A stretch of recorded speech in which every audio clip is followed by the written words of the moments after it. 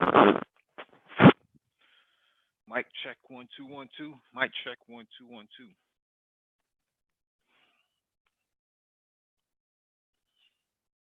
Make sure people can hear me. Make sure my volume is up. All right.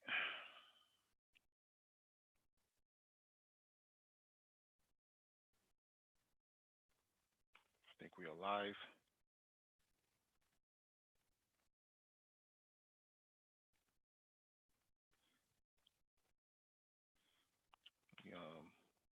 Bring the docket over first before we get started.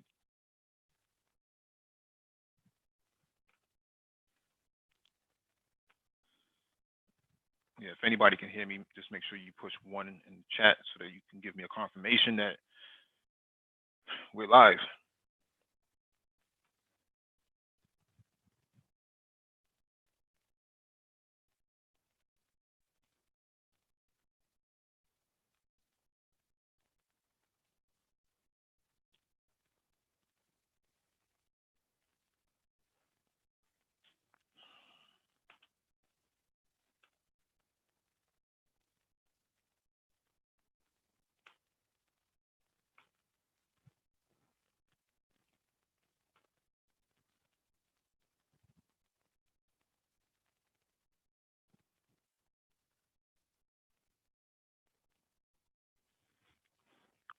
And I'll drop the link in the chat. For those who want to join the panel, just make sure you click on the link and you're in the waiting room. Just raise your hand so I can advance you to the panel, or one of us can advance you to the panel.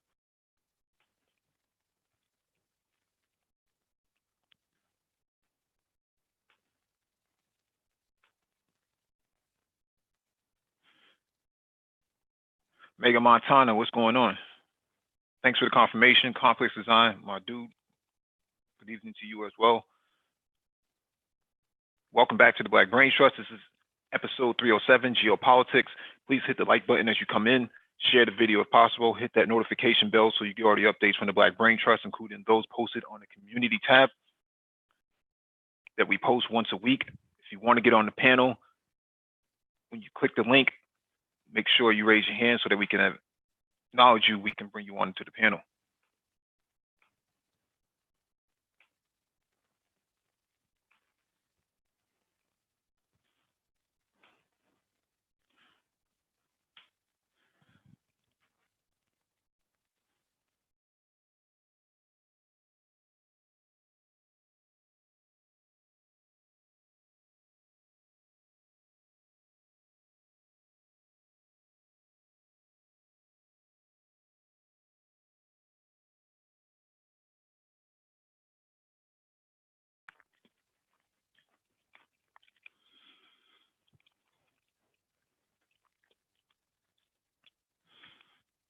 All right, let me get started, man. Let me get some water. Get started then.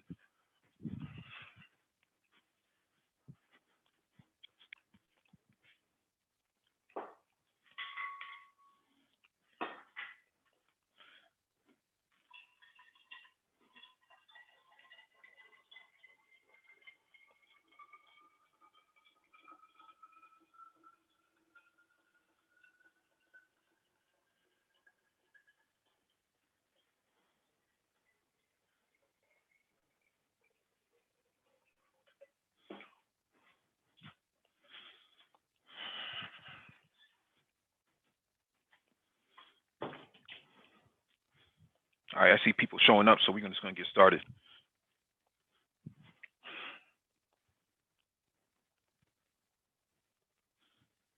Let's see if anybody's in the waiting room. Nope, we're going to get started.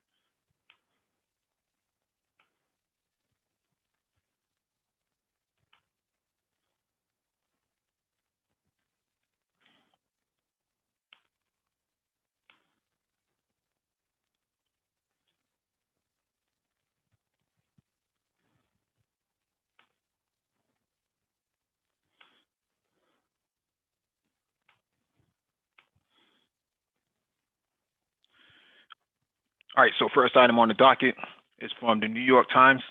CIA informant extracted from Russia had sent secrets to U.S. for decades.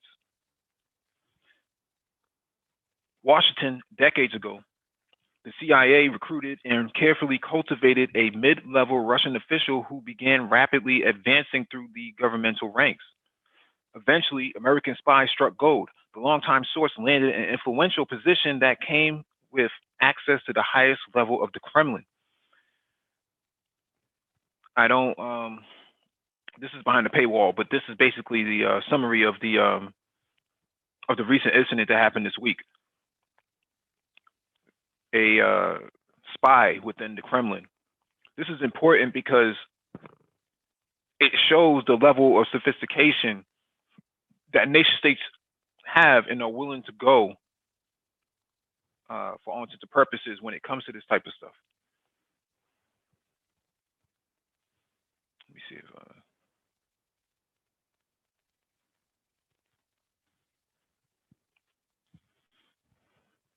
So now you have this isn't just one person. I can guarantee you that there's got to be dozens of spies within the government, dozens of them.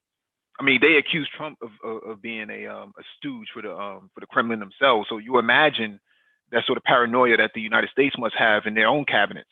How many people are doing backdoor deals with Russia behind the United States government's back, and the military's back as well? Because you imagine most of your military and law enforcement is actually private entities involved in this, right? So you have Lockheed Martin, Boeing, McDonnell Douglas. Many of these companies could, for all intents and purposes, be sharing a lot of low-level secrets. You know, what are the weaknesses of an F-16? What are the weaknesses of an F-22 or F-35?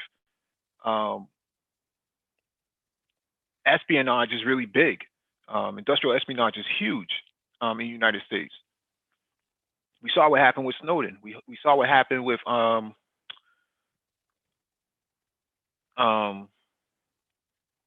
the person who was working with WikiLeaks. I can't. Her name escapes me right now. Chelsea Manning. So nation state spying and sophistication of espionage is really big. So this doesn't really surprise me at all, but it is big in terms of what lengths they're willing to go. I mean, this person could have very well been killed, but I don't doubt that this person may have been a double agent as well. Probably told the Kremlin probably knew that this person was going out on a limb, and they probably sent them, and they probably fed him a lot of bad information so that he can give to them. Because for sure that they were doing the same thing to the Russians as well. The Russians were getting a lot of bad information and data on Western intelligence. They were getting bad nuclear designs and bad infrastructure designs, and then they would try to implement it, and it would blow up in their face.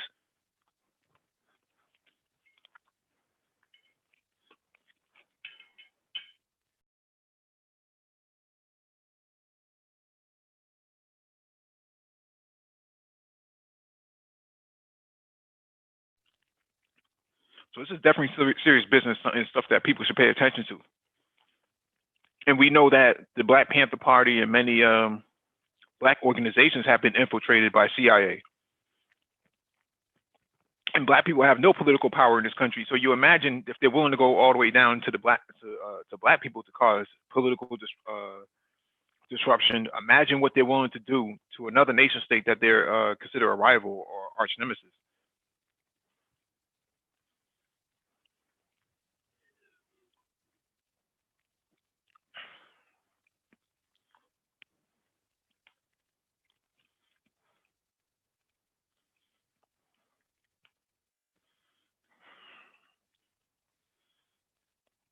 All right, we got 20 people watching and only 10 likes. No, hit the like button if you're not going to actually participate in the chat.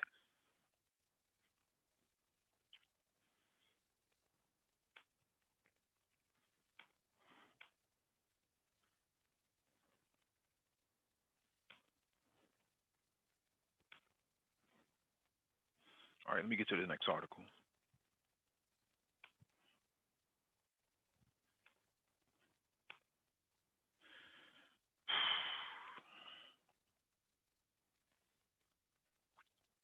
All right, this next one is from AlJazeera.com. Netanyahu annexation pledge denounced as dangerous and racist. Palestinian regional leaders have sharply denounced Israeli Prime Minister Benjamin Netanyahu's pledge to annex large parts of the occupied West Bank if he wins next week's snap election. Netanyahu was fighting for his political life after an inconclusive vote in April said on Tuesday Israel will apply Israeli sovereignty to the Jordan Valley and the northern Dead Sea immediately if he secured a fifth term in the September 17 polls. The Jordan Valley and the northern Dead Sea make up 30% of the West Bank. They lie in Area C, which means they are mostly under Israeli military and civil control. Approximately 65,000 Palestinians and 11,000 Israelis residing in illegal settlements live in that area. According to Israeli human rights group Taslim, the main Palestinian city in Jericho, with about 28 villages and smaller Bedouin communities. After Netanyahu's announcement, Arab foreign ministers meeting in Cairo called his election promise a dangerous development and a new Israeli aggression by declaring the intention to violate the international law. The Arab League regards these statements as undermining the chances of any progress in the peace process and will torpedo all of its foundations. In a series of separate statements, Qatar criticized Israel's continued contempt of international law. Turkey slammed the annexation pledge as racist. Jordan called Netanyahu's plan a serious escalation. And Saudi Arabia called for an emergency meeting with the Organization of Islamic Cooperation, OIC. The United Nations, meanwhile, warned that Netanyahu's plan would have no international legal effect.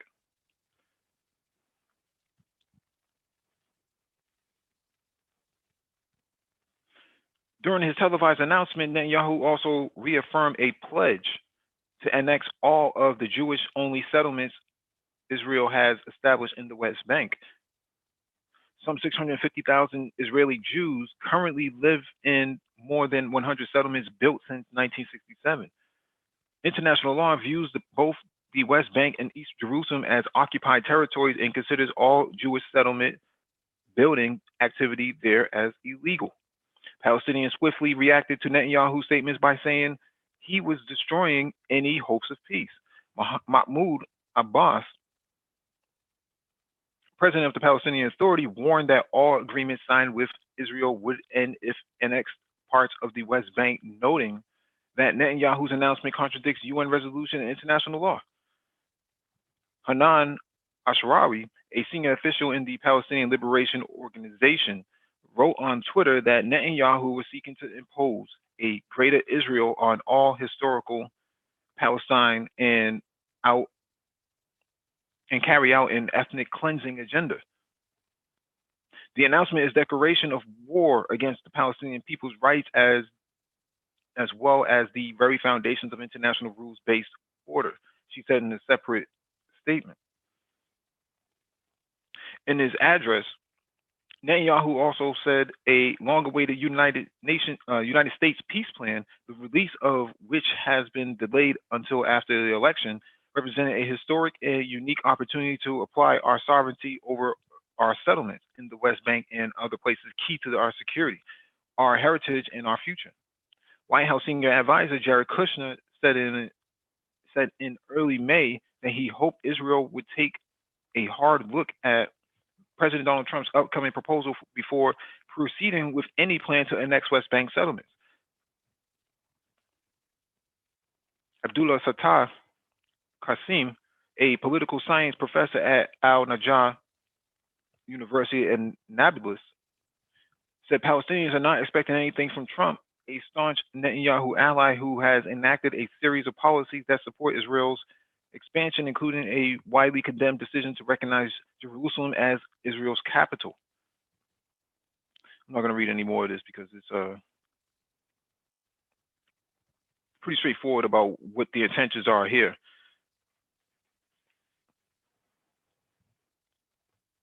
Let me advance you guys to the panel.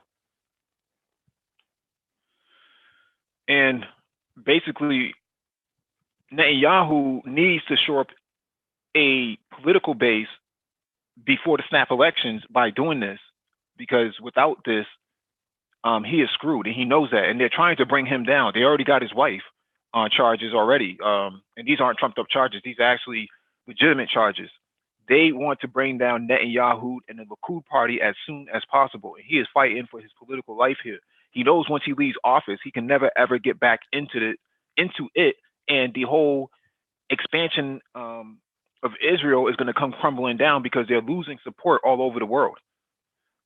There's nowhere on the continent that stipulates that there's something called anti-Semitism for talking about Israel.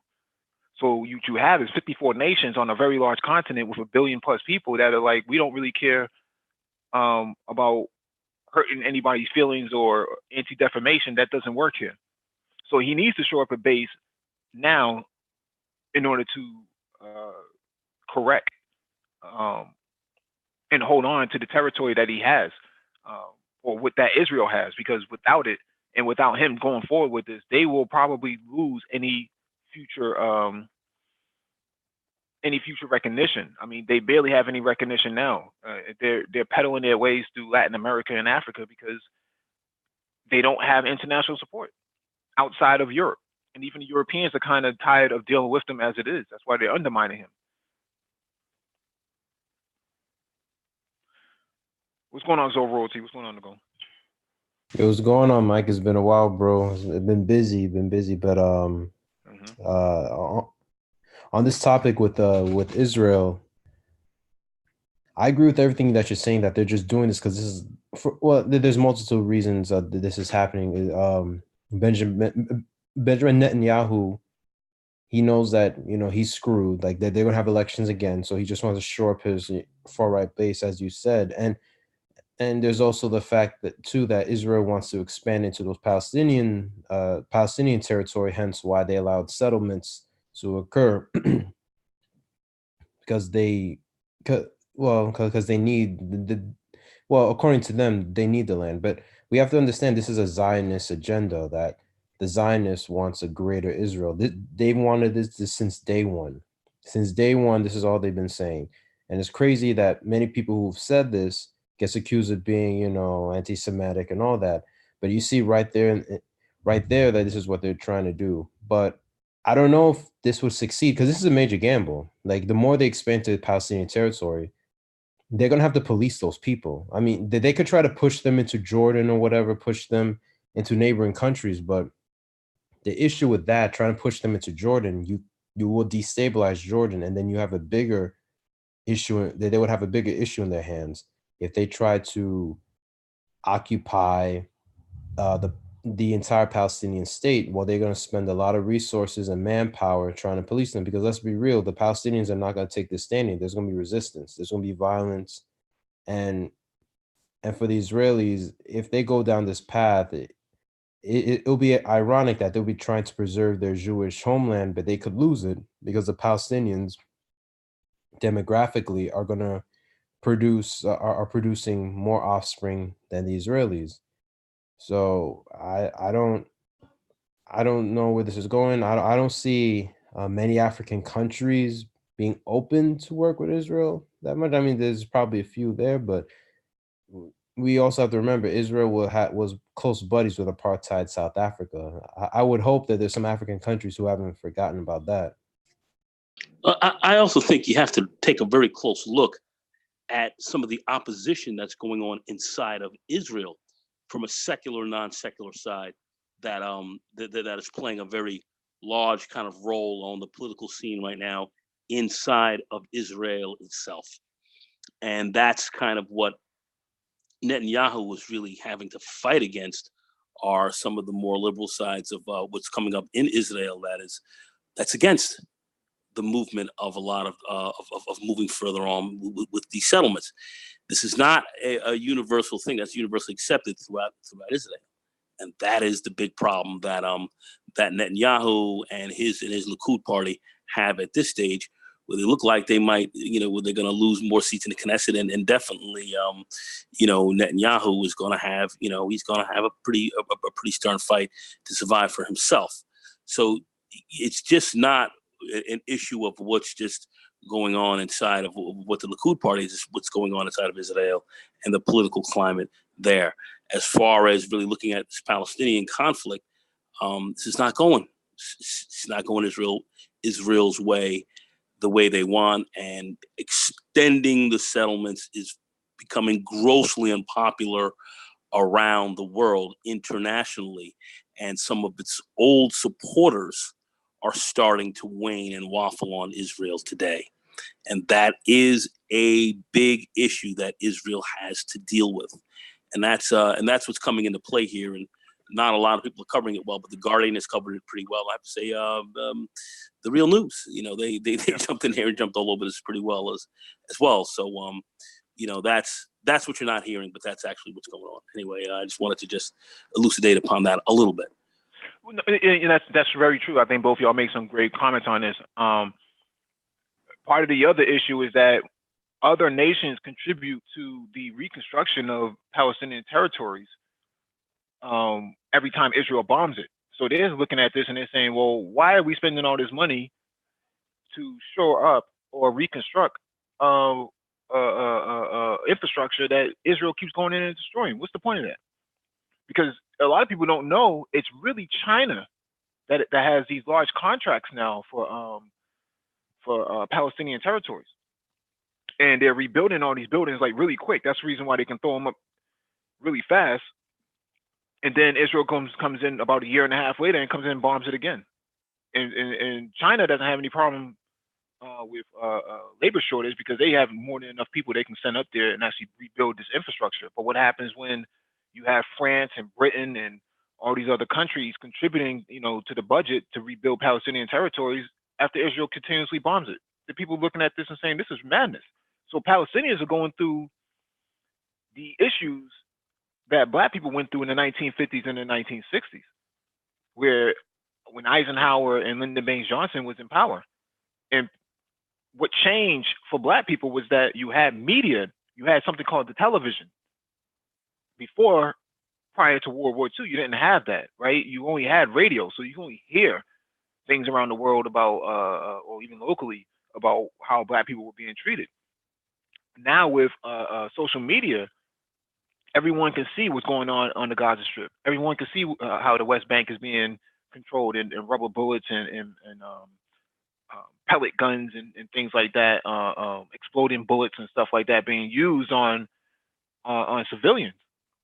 And this is the same problem that the United States has when they went after the indigenous people over Standing Rock. When the indigenous people had access to smartphones and drones and stuff like that, they were recording what the federal government was doing to them through these contractors, which is Tiger Swan. So now people were looking like, oh, wait a second, because you even had Black Lives Matter show up at Standing Rock. So the game is starting to change, and I don't think that Israel can survive because they don't have the numbers and they don't have the international support. You make a very good point, Mike. That's so very true. The power of social media. That explains why the past couple months the Palestinians have been, been rushing at the border, like rushing at the border fences, because it will show the world the true face of Israel. Because Israel has been shooting. I mean, they've been shooting rubber bullets, but it's been shown they've been shooting real bullets at women, children, the elderly, and also whenever Israel starts bombing Gaza, well, everyone in Gaza has a cell phone, so they upload this online. So this would change the perception of Israel, because back in the day, the only news source you would get from the Middle East about Israel was from the news media, and the news media, they're very pro-Israel, so they'll show you their side. But now with social media, with everyone in Palestine having a camera phone, they can show the atrocities of Israel. I think I think I saw an Al Jazeera a couple months ago, or was it Rush, or was it RT? I forgot which one, but it showed how Israeli soldiers, when they apprehend Palestinian suspects, what they do, and it's basically police brutality. and this has been uploaded to the world, and just like we said, Mike, it's changing the perception of Israel, and this is bad for Israel in the long run, because younger people, especially in the United States, are not as pro-Israel as their parents and grandparents. They're not, because for our whole lives, what we've seen Israel been what we have seen Israel has done has been being the aggressor, bombing hospitals, bombing children, bombing schools, and all that. Very accurate. Very accurate. Yeah, because that's very accurate. And I just want to say, I just want to move on your point, because you're talking the real deal right here. Here in the United States, Israel's starting to lose some support from some of their more popular supporters here because of what they're doing here in this country. That's one of the issues as well. So what you're talking about right there, bro, is dead on the money. People are looking at these atrocities and they're having a problem with it. It's an issue. So that's why I'm saying Israel is losing this issue, regardless of their rhetoric that's going to try to bring Netanyahu back in. This issue is not really going forward for them the way, and ultimately they're on the losing side of this. And I think people see that. But anyway, go ahead, because you're dead on it. You're dead on it right now. Well, 26 states within the United States signed up for anti-BDS, anti-boycott, divestment, sanctions policy to be put into law, so that you can't boycott the state of Israel. This is completely violates all of the Constitution itself, the First Amendment. It's impossible for a nation state, a foreign power, to try and delegate statutes on the books that you cannot criticize it. You cannot criticize or boycott their nation. When has this ever happened anywhere else? You can. I mean, we're looking bad, but it seems like there's going to be some cracks in this, because you've got a lot of other people, a lot of other nations, France, England. You have a lot of other countries that are looking at this, that are starting to waffle on what's happening over here in Palestine. And we know that there's a lot of issues with energy, oil, and so forth that they're going to have to deal with over time. And Israel is just not they're not going to be a major player there as far as a producer. So it's a lot of issues, man. A lot of issues. Israel's on the wrong side, and they're having a difficult time, regardless of their rhetoric. And they're having issues inside of Israel. With the religious, kind of non-religious side, you're having some real issues there in Israel over this. So this is a very, very, very contentious issue, and I don't think that Israel can win this over the long term. I just don't see it. And one more point that I would like to make is go ahead. What Nagone said too about the internal affairs of Israel. You also have like the ethnic issue. Didn't they pass a law? Didn't they pass a law in the summer? Like they only recognize real Jews. I forgot the name of the new law, but basically you had different ethnic groups in Israel protesting, like the Druze. They were protesting heavy. Arab Israelis were protesting. Even black Israelis were protesting. So there's a lot of internal tension in Israel, and the far right, which represents that white, that white sector of Israel, they're losing. Like they could lose everything if they keep pushing far into the right, internationally and domestically. DE Raptor, go ahead. Good evening, everybody. One of the problems that Israel has is that its population is divided between people who are actually non-Jews. Oh, I don't know how you become. Oh man, I hate using that word, but original people. The original people. Let me say the original people. Non-white Jews.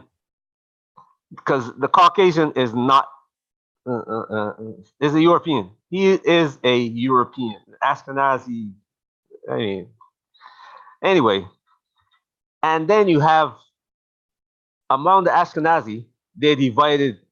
Also, Israel has two types of they like to lump them together. If you walk through Brooklyn, you see these guys with the big hats. They oppose Zionism, and some of them are even actually against the state of Israel. Yes, I understand that. They tell you straight up, until our Messiah comes, the state of Israel should not exist. But Yeah, anyway, that's then the you Chad have Lubavitch crew. With you remember Menachem Schneerson, who said he was the Messiah and all that. Yeah, I don't know if you guys. well, they called him Messiah, but he didn't. Yeah. He of course he wasn't. But He knew he wasn't. but But anyway, yeah. then you have the other Orthodox, and this guy Netanyahu, he is trying to get their support because they are the money people. They are the Zionists. They are the ones who says we have to create this state. And the big problem is that they are the ones who, like Mike was just talking about the laws from this is 32 states in America that anti-BDS. Anybody who's BDS, they go after you. This is one of the problems that nobody talk about in America, but is at the is shaking the foundations of America because the amount of money involved in that this fight. Because if the BDS movement gets going, Israel is going to lose a lot of money, and that side of the Orthodox community that the president has to go bow down to before he gets elected are going to lose a lot of money. They are into military contract. If you look at all of these guys, you see all of the generals are part of this organization. If you look at they're the people who decide what's going to happen in Israel. When the prime minister wants to do something, he talks to them. And nobody hears about that part because the way how tight the organization is. It is like trying to get information out of the CIA. This is the kind of organization that these people are, and they run. This thing was been going. I don't know if you know about the Dutch charter system. These people come from all the way back then. They were part of the financing of the American colonies. This thing goes way, way back. And it's going to be a big problem in the future. Netanyahu is trying to get those Orthodox people in his camp to protect him. Paul Bryant, what's going on? Good evening, gentlemen. You have anything you want to add to this? Yes, sir. As Brother D. Raptor said, this thing goes way back. So there used to be a sovereign nation called Palestine. Hold on a second. Is this the Minister of Defense? Continue. Good evening, Sir Paul. Good evening, sir. How are you? Good evening, brother. Good evening, Paul. How are you, sir? As Brother D.E. said, there used to be a sovereign nation called Palestine. This sovereign nation existed for centuries, literally centuries. David Ben-Gurion, secretly backed by the US and the UK, killed men, women, and children in their beds to create the new nation called Israel. These people have not forgotten that. They want their land back. So a prison colony or a concentration camp was created called the occupied territories.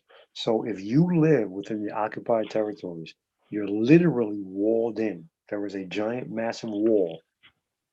So there are checkpoints. Is the only way in, only way out. The Israeli government, at a whim, will randomly cut off the power to the Palestinian homes inside the occupied territory. So for those who do not know, the occupied territories are physically inside the nation of Israel. That's the only place the Palestinians are allowed to live. So you can be having dinner one night, all the lights in your entire neighborhood goes out. let's say, for example, you happen to be a college student and you go to college, since all the colleges in Israel are on quote unquote Israeli land, not in the occupied territories. So let's say you're about to graduate, you need to take a final examination test to graduate and get your degree with the rest of your class. Mhm. The government knows that they will for some reason claim that there has been a threat and they will close the borders under an guise of inspection for 3 or 4 hours. You can't get out. You miss your test. By the time you get to school, sorry, you weren't here. Automatic fail. You're going to have to repeat your entire final year of college. These are Mhm. the things that the Israeli government does to the people of Palestine. Okay. And mhm. No, good, good. I was just going to say that for those of you who don't listening to this don't really understand, Gaza is probably about the same size as what, Manhattan? If that. Yeah, and it's all coordinate. It's all cordoned off. So it's an open air prison is what they regard it as. Basically, you live in this place, but it really has no future at all. At least not under the conditions that it's being occupied in. And what you have now is a political group called Hamas, and Hamas has a paramilitary wing of anywhere between 20 to 35,000 guys armed up, ready to go. And what happens with Israel is that they try to send their ground troops in there, and the ground troops every single time get their asses handed to them. But they do that for political purposes to justify having a military that's a military budget that they have, and a lot of Hollywood actors and entertainers are actually contributing to the IDF financially. They send money over there every year. Like Natalie Portman. Yep, yep. And what's happening with Palestinians in the occupied territories is that they're learning asymmetric warfare, and social media has been a tool that has been used to fight back. But the physical warfare on the ground has cost Israel a lot of morality. So what they had to do is they had to go to the United States and Europe to get these dual citizenship volunteers to actually go into Gaza, and these guys get their asses handed to them. I saw one video. I forget which year it was, but some of these guys saw Hamas the way they were set up, popping up out of manholes and stuff like that out of the ground, and they turned around and they ran. They were running. So you have these volunteer IDF soldiers getting wounded, getting their asses handed to them. Morale is starting to leave, and they're required to actually go in and fight. So if they die, they're not actually buried in Israel. They're actually just pretty much sent back to their country. Yeah, Right. Israel You know, took an ass whipping. They were embarrassed by that. That was one of the more embarrassing incidents that happened to them. They ran at it with their tails between their legs to a large extent. yeah, Embarrassing. I don't know if A lot of those guys are committing suicide rather than going into the occupied territories too. They have a Yep. big problem with that. Yep. but I don't know if people really understand. There is literally a wall that surrounds the entire Gaza Strip. So the only way in or out is through the checkpoints. The checkpoints are manned by the Israeli military. So if you want food, you have to go through the checkpoints and go to Israeli stores. If you want clothes, you have to go through a checkpoint and go to Israeli stores. If you want anything for basic survival, you have to go through a checkpoint, go to Israeli stores, come back through the checkpoint, literally be subject to full inspection to bring it back to where you live on land that you had for centuries. So this should inform you as to why there will never be peace as long as the state of Israel exists. Now, that's not my opinion. That is based upon observation of history, because some people will feel that I'm making political statements, yada, yada, yada. But if you do your research, those are the facts on the ground. And I do a lot of solidarity work on the ground. And I had a meeting Sunday with oppressed people, including Palestinians and Haitians and whatnot. And the way Palestinians are being treated is no different than how Black people are being treated in the United States. There's a lot of similarities of how they force a lot of Black people into these low-income areas. We see a lot of, poor water filtration systems set up in most predominantly Black areas. We covered an article last week that predominantly Black areas across the United States are usually 10 degrees hotter. So there's a lot of climate change effects in how these people are shuffled around. So the same gentrification that happens here also happens in terms of internal displacement of people internationally when it comes to Palestinians, as an example, and how they treat Haitians, because Haitians are basically in the open air prison themselves. They can't just get up and leave, and they can't have same access to education that other groups of people have around the different countries. There's a lot of similarities in how they go about trying to control melanated people, including Hey, Mike, did I send you a link to a documentary that showed that there are many Haitians who they have to get up in the mornings and go to Dominican military controlled checkpoints to try and sell their goods and their fish every day at markets, and that the military will purposely hold the Haitians back 2 or 3 hours after the Dominicans get set up at the fairs or market before they let the Haitians in. Yeah, I haven't seen it. I've heard of it. If you get an opportunity, try to resend it or post it in the chat. But Okay, cool. that makes a lot of sense because Dominican Republic, the government of Dominican Republic has been trying to gobble up territory from the Haitians as well, in the same way that Israel likes to gobble up territory from Palestinians, and much in the same way that the U.S. government, locally and state-wise, also tried to take over certain areas where Black people live, and call some of these areas, these vacant lots, blighted. And so they occupy these lots so that Black people can't build houses on it. So they deny them building permits due to these nefarious and kind of lunatic sort of excuses to justify moving Black people out or keeping Black people in a very deprived state in some of these areas. We covered an article last week about a Black woman in Atlanta, and the housing situations down there is almost third world. People washing dishes, getting electrocuted because the water pipe is connected very closely to a open wire, live wire system. Mm-hmm. Yeah, it's bad. It's bad.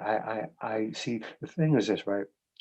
When you travel, when you own a passport, and when you travel outside of America, especially even if you go only to Canada, but especially if you travel to any country in Europe, and you see the news as it is, all news is filtered, but you see it away from the American news media filter, and you begin to see a lot of the things that Israel does to these Palestinians, and you understand why the Palestinians do what they do, whether you agree or not. You look at it and you see it, because you don't see it through the American media filter. Everything in American mainstream media news is filtered, it is propaganda, it is agenda, it is narrative, it is twisted. So when you travel outside of America and you see what goes on, and if you perchance have the ability to physically go yourself, I have not been to Israel, nor do I have any desire to, but if you go to any country in Israel, I'm sorry, in Europe, as I have, if you go to Africa, as I have, you see things first eyes with yourself, and you will see that the vast majority, if not, I'd say literally 90% of what you see in mainstream American news media is out and out fabrication. All right, let me get to this next article. This one's from the New York Times. The secret history of the push to strike Iran. In July 2017, the White House was at a crossroads on the question of Iran. President Trump had made a campaign pledge to leave the terrible nuclear deal that President Barack Obama negotiated with Tehran. But prominent members of Trump's cabinet spent the early months of the administration pushing the mercurial president to negotiate a stronger agreement rather than scotch the deal entirely. Thus far, the forces for negotiation have prevailed. So this is behind the paywall again.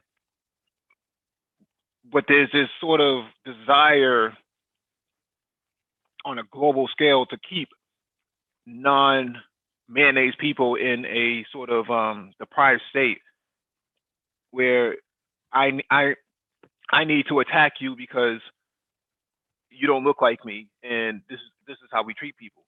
A lot of people don't know that during World War II, the Jews who did escape and went to the Middle East, a lot of them ended up in Iran, and they still are there to this very day.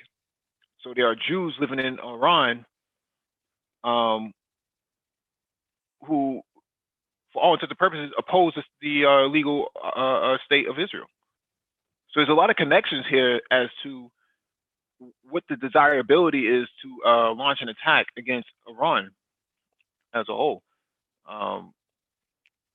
They know that the Iranians are not going to stand still and allow Israel to occupy Palestine. And for all intents and purposes, the biggest contributor to Palestine every year has been Iran.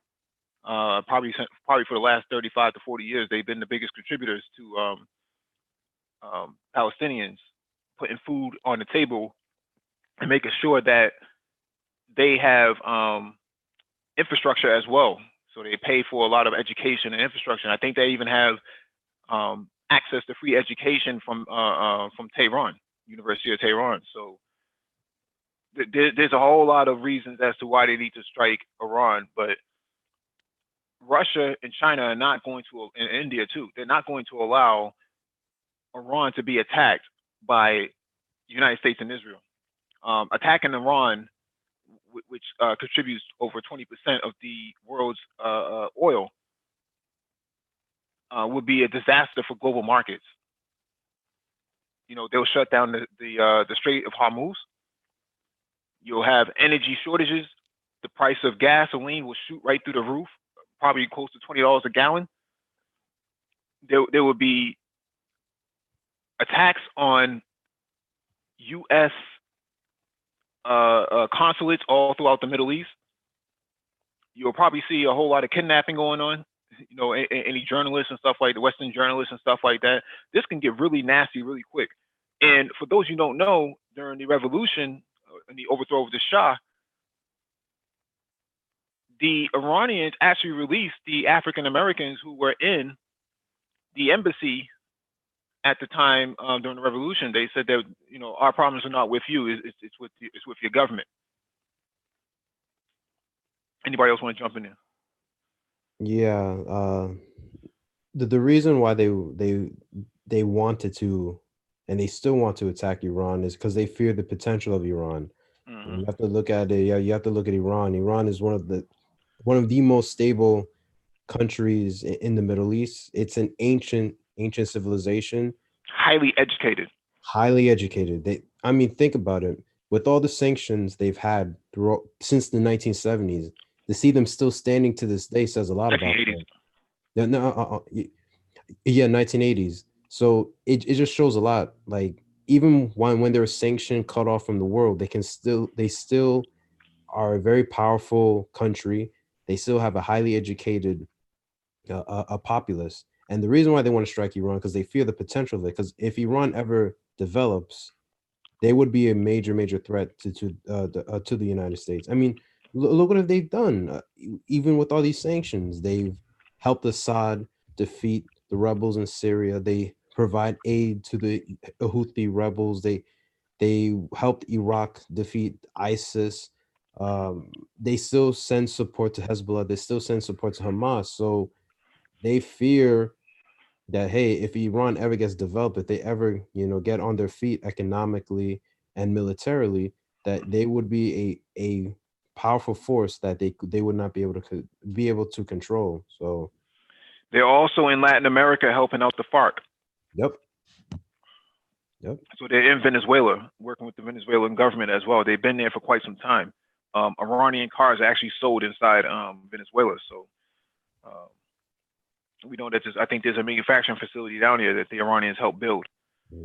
And the thing is too that just like you said, they want to strike Iran, but they can't because Russia, China, India are not going to allow it. They're not going to allow it. They won't allow it because Either with Pakistan. Yeah, exactly. That's true. If you strike Iran, like Iran is not going to take it standing. Like they've said it like when Trump threatened to bomb Iran back in the summer because of the drone that got struck down, Iran said it straight up. They said, listen, if you fire one missile against us, we will bring a hail of fire to throughout the Middle East because they have thousands and thousands of ballistic missiles aimed at U.S. military bases all over the Middle East, aimed at U.S. ships in Bahrain, where the Fifth Fleet is at. So that's why no one. That's why the a war with Pentagon Iran right now would be real stupid. Yeah. Bad for our allies as well in Europe and so forth. Just very stupid move. So I don't know why we keep pushing that drumbeat, because it's not a situation that seems to me economically or militarily intelligent for the long term. And who keeps pushing this? This Bolton asshole, Anyway, I'm sorry, I didn't mean to say that. No, it's not both. You said who keeps pushing this? It's nobody in the military that's pushing this. Nobody in the military. If it's only the U.S. military, the generals are the ones that keep this from happening. You know what I'm telling you? The generals are the one that is keeping this thing from happening. Yeah, the generals are the ones who sat back and shut this thing down. We know that. But as far as the military industrial complex is, the corporate heads or whatever that want to continue this thing going, there's not a winning solution to this. There's not a winning deal on this here. So I'm just wondering, what are the interests of those who are pushing the drumbeats of war here? And I've been listening to all the news, looking at it, and it just looks crazy to me. It just looks crazy. Yeah. Where's the money to be made? What money when you start tearing, you start blowing up Europe and you start, destroying your economies and you start dealing with all these other big players who are going to get involved in this? Where is the real benefit here? Where's the benefit of war? Nagone. That's my question. All right, you guys, go ahead. The benefit is in the reconstruction. That's where the benefit is. The Project for the New American Century put out a paper called The Way Forward. They detailed every country turn by turn by turn that they wanted to attack. So far, even if some nuclear, even if there's the potentiality of a nuclear potentially exchange going on, they won't use nuclear weapons. They won't use nuclear. Yeah. Exactly. You say they won't, but you never know when you're dealing with crazies. You never know. Right, but what I'm saying is, from their standpoint, not saying that I agree with it or that it makes rational sense. From their standpoint, they believe nukes will not be used. They believe bomb these people literally back to the Stone Age.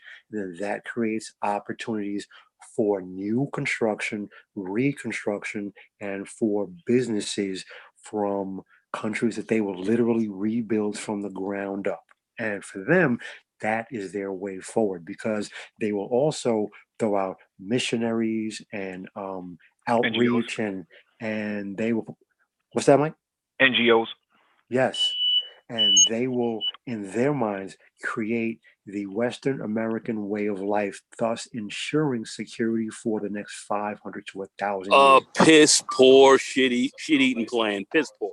I agree, but that is their plan. And so far, except for Iran and Syria, they have done so directly. The others they have done indirectly. And I would even argue that Iran and Syria, they have done indirectly or at least covertly. Hey, Nagone, the other thing, if you look at what happened in Afghanistan, they spent I've heard estimates up to $2 trillion between Afghanistan and Iraq. Oh yeah, Money but this is just disappeared into thin air. They listen. had people getting contracts to build things that were We've never got built. 2.3 trillion unaccounted for, my friend. $2.3 trillion. This is an astounding amount of money. This is astounding. Exactly. This is astounding.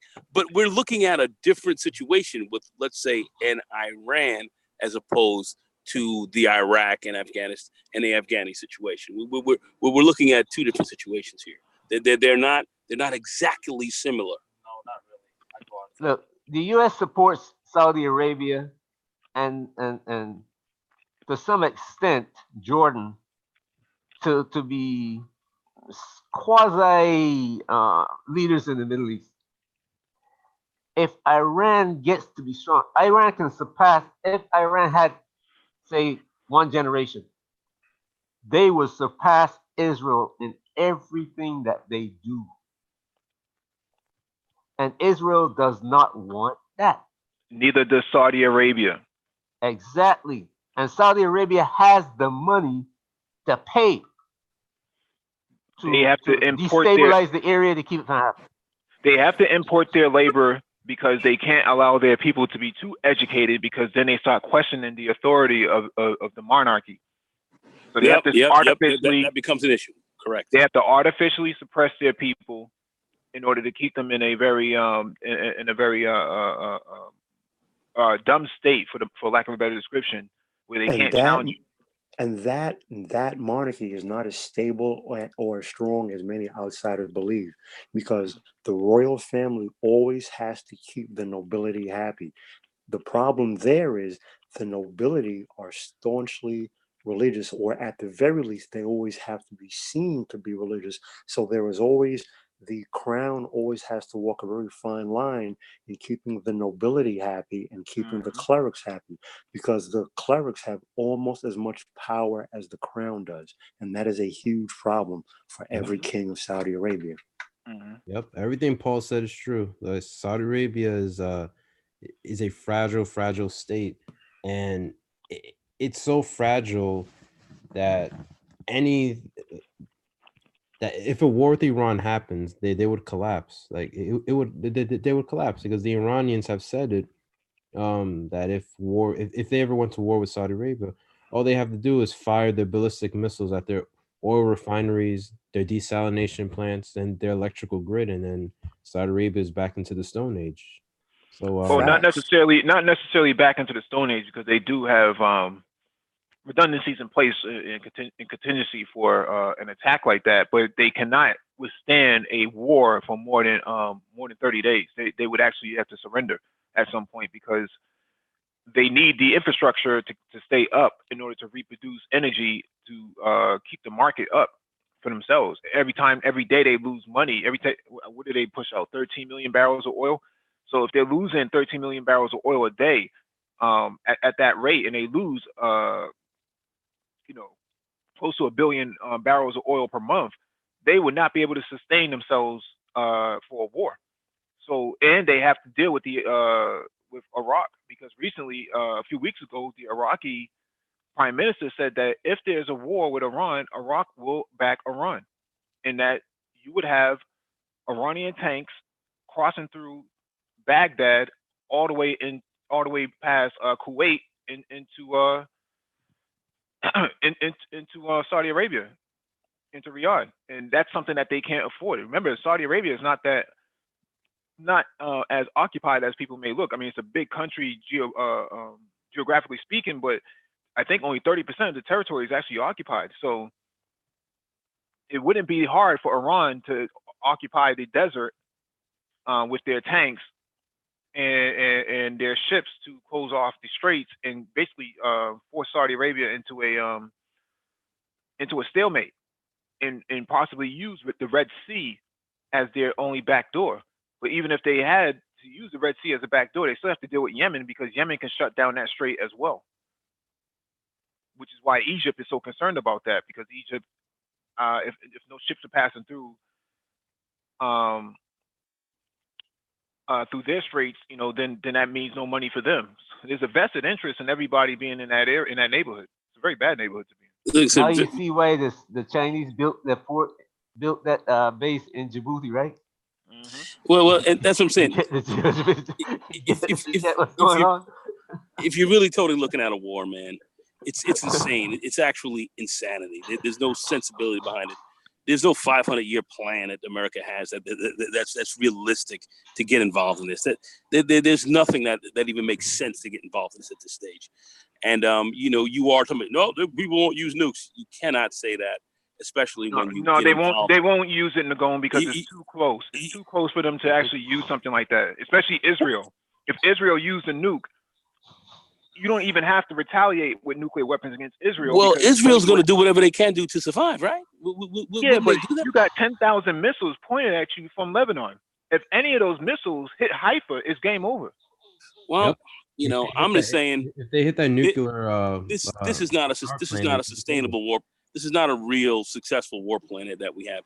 I don't see how this thing is even winnable. It doesn't make any sense to me. I don't see where we can be victorious in this. I just don't see it. Because if the U.S. can occupy Iran, then what that does is it cuts off China and Russia. Remember that Iran is only 4 hours away from Russia, 4 hours away from Moscow or St. Petersburg. It's about a 4-hour trip from. If you see, that's China. the question. If you can occupy Iran, which is not going to be easy at all. We had a very difficult time occupying Iraq. We've had a very difficult time. We still haven't really fully occupied Afghanistan. That's a war we're losing. What are we talking about going into Iran and occupying it? It's crazy, man. It's just this shit is it's crazy. The talk that we have. I don't know if anybody else sees it the way I do, but I see it as absolutely insane. It's insane because every war game scenario ends the same way. They don't know how it will end because Iran has a lot of tricks up their sleeve and they're not going to give up.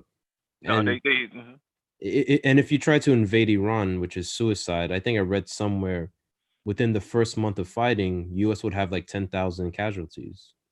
No, within the first week, they'd have had 10,000 casualties. Yeah. First week.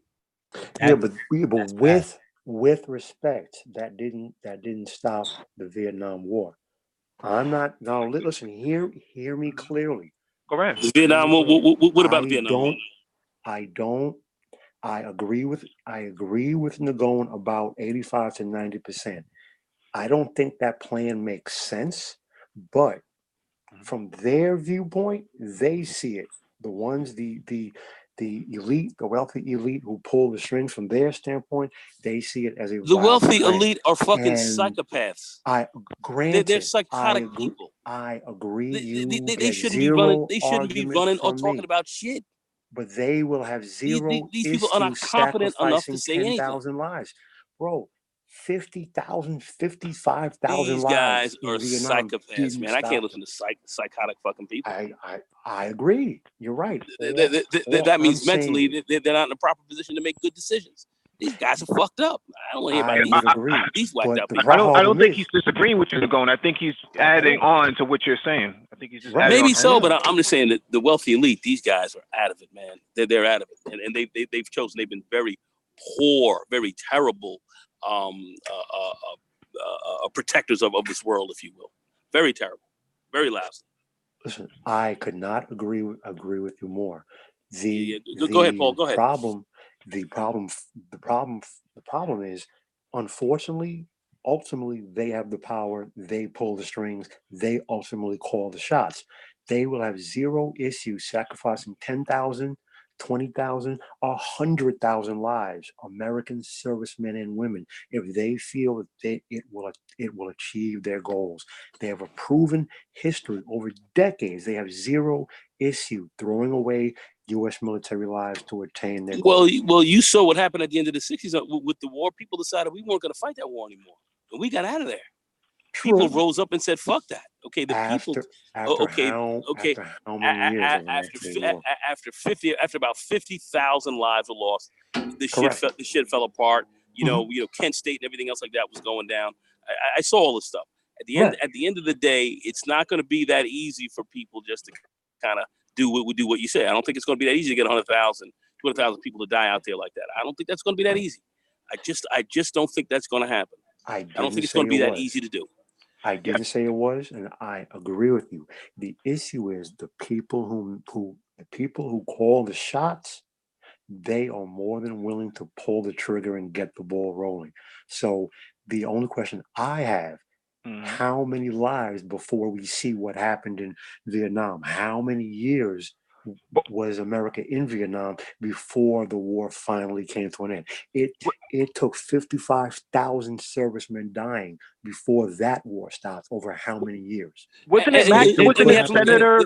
That was a drop in the bucket compared to what we saw in the Second World War, right? Correct. So, and we're talking 45, and then we're going to 65. We're looking at some 20 years later, and yet we still had a lesser desire to see people go down like that than we certainly saw. What we evidenced in the Battle of the Bulge and everything else like that that we encountered, Pork Chop Hill and all that kind of shit that we encountered in the Second World War. So I really don't think that we're prepared to take these kind of losses over there in to go into Iran. I just don't think that the American people are going to play that game. And I think the elites who are fucked up and who are absolutely psychotic are at this stage of the game not really understanding. I think the lack of desire for Americans to get involved in this kind of conflict, where they know that the super wealthy are going to be the biggest beneficiaries of this, as opposed to them. I just don't think that this is going to be that easy. I could not agree with you more. If I remember correctly, it was Senator McNamara who wanted to send African Americans and Puerto Ricans into Vietnam. Yes, he did, and wanted them to die on the battlefield rather than poor white men. He was sick and tired of seeing that. So we know, at least now, that this is the strategy. They're willing to give Mexican men citizenship as long as they join the military, and they're ready to send those guys right out there on the front line. Hello. Now, it was also Secretary McNamara who drew up Operation Northwoods, since this is September 11th, but I digress. I will leave that alone. You said McNamara designed Northwoods? It was Secretary McNamara who, at the direct request of President Kennedy, drew up Operation Northwoods. The plan was... I'm sorry, yeah. And remember, Secretary McNamara, he stepped out of his job. He stepped down. He stepped out of that motherfucker. Yeah, right, when they started losing. Go ahead, Paul. He bounced. Yeah. So the plan was, really quick, Operation Northwoods was to remotely control 20 American jetliners into skyscrapers and through 13 American cities and Miami, and blame it on the Cubans as a pretext to send U.S. military to invade the island of Cuba. That's what President Kennedy asked for. That was the plan that Secretary McNamara came up with, because all of that tech existed back then. That was the plan. For whatever reason, history tells us President Kennedy said no. The plan was on the table, ready to go. And I will leave that there. Well, this, a lot of that came at the time of the Bretton Woods, the falling of Bretton Woods. I mean, the instability of Bretton Woods, the civil rights movement, Vietnam, the surrounding of allegedly communism. Right. I mean, the United States had its back against the wall. They were backed into a corner big time. Yeah, Operation Northwoods was created, I want to say, in '61, just after the Cuban Missile Crisis. So that was a little bit before Vietnam. Although the U.S. did have boots on the ground from Eisenhower's days, when the French told Ike, "Don't get involved in Vietnam." He didn't listen. But the only reason I even brought up McNamara and Operation Northwoods is, Nagone, I agree with you 100%. You get zero argument from me. My issue My issue is these people, right or wrong, and personally, I think they're wrong. I don't agree with these plans. But these people, unfortunately, they have the ability to get the ball rolling, to send troops over there, to have people dying. Whatever the number is before U.S. servicemen die, before the U.S. public says no, I don't know what that number is. I am not arguing with you. My issue and my problem is that those people, they think they're right. They have these plans, and unfortunately, they have the ability, and they will make the call to send troops in if and when they feel that time is right. And that's wrong. The generals aren't going to sign off on this. They haven't for the last 15 years. They're not going to sign off on it. That's also true. It has no return on investment.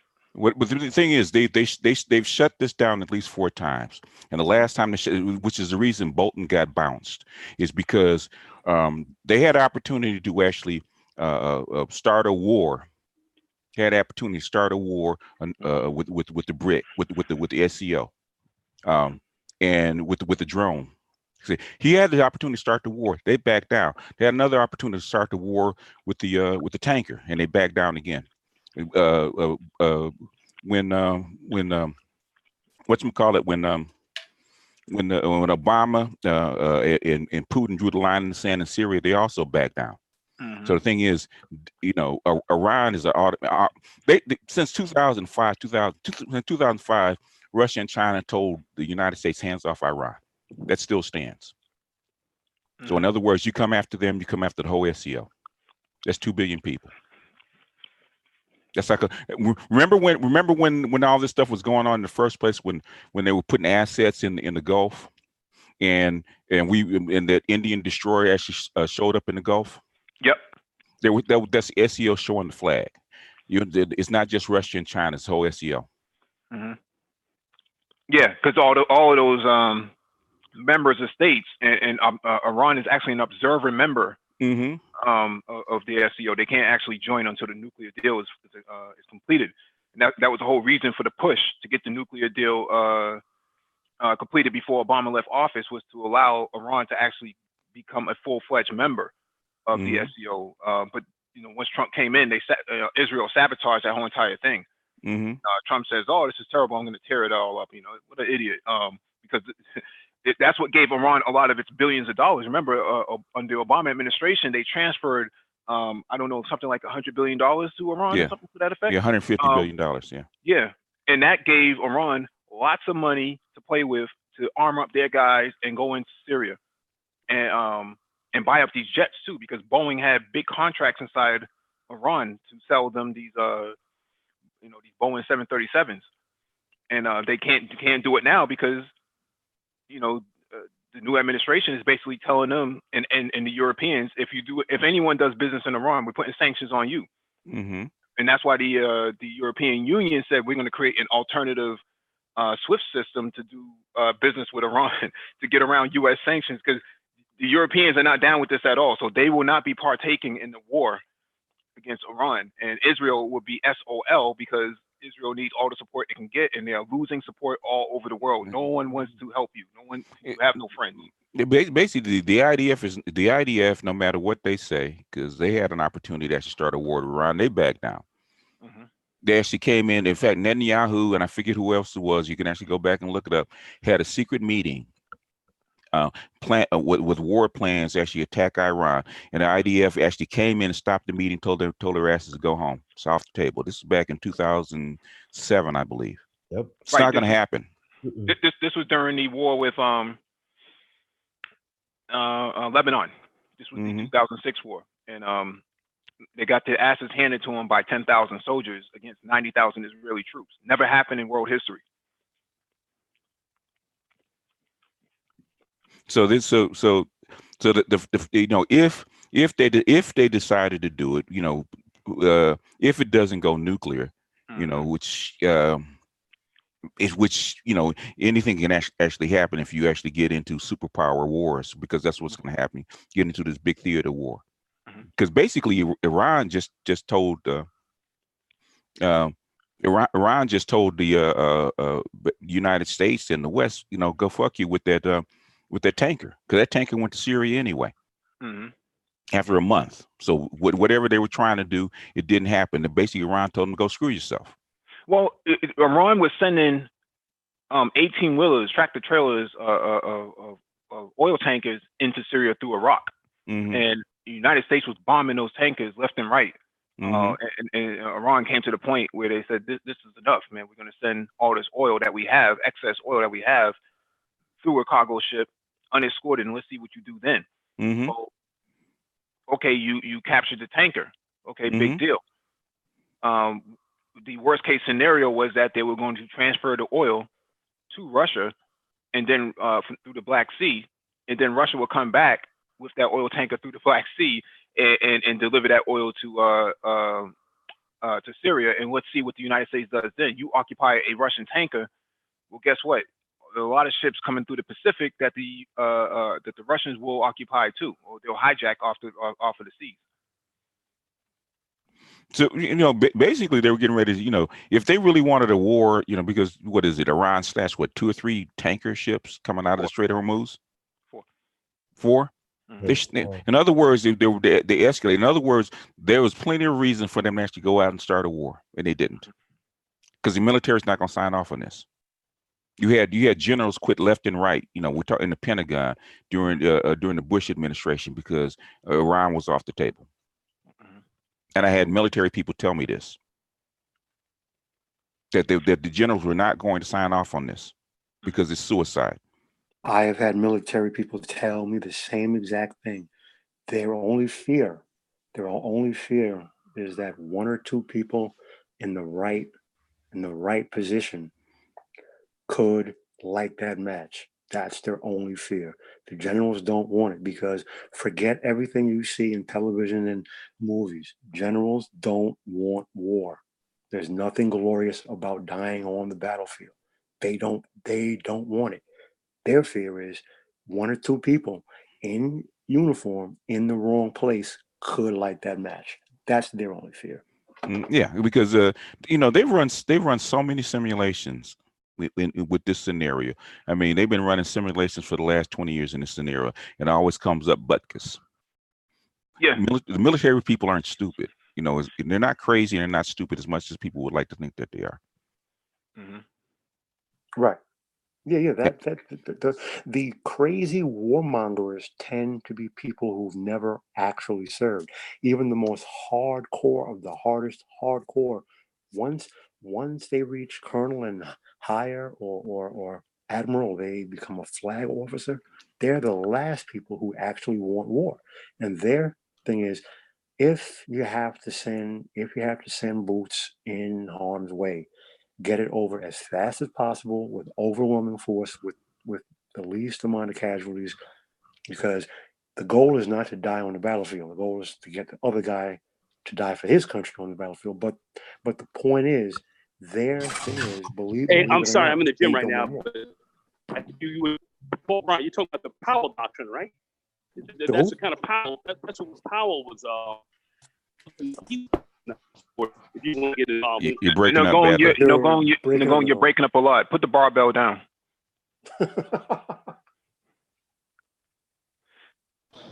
Yeah, man. It's not hitting back right now. But I'm going to stay on. I'm just going to keep it on. I'll jump in when I'm finished. All right. But this conversation is too late for me to leave. All right, guys. I've had a standing bet with about 10 people, $100 each, and nothing coming back on the other side. For like the last 15 years, if the United States or Israel attacks Iran, wherever they are, I got to mail them $100. That's 10 people. That's $1,000, and that's been for the last 15 years. Nobody's collected yet. All right, let me get to this next article. This one from CNN.com. Ferry operator apologizes after dozens of Bahamian evacuees were told to get off a ferry headed to the United States. The ferry boat. What the fuck just happened? The ferry boat operator that ordered dozens of Hurricane Dorian evacuees from the Bahamas off its boat apologized to passengers Monday, but it said it made the decision after being told more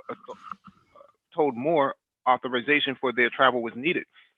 Late Sunday, CNN affiliate WSVN reporter Brian Ensign posted video from a Balleria ferry boat in which a person announced over a loudspeaker that anyone traveling to the United States without a visa must disembark.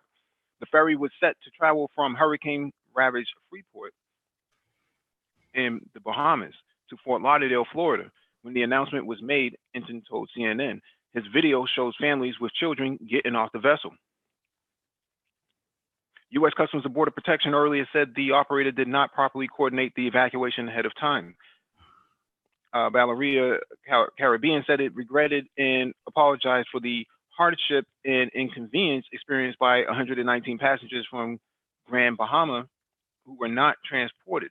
But it added, we boarded these passengers with the understanding that you could travel to the United States without visas, only to later having been advised that in order to travel to Fort Lauderdale, they required prior in-person authorization from the immigration authorities in Nassau.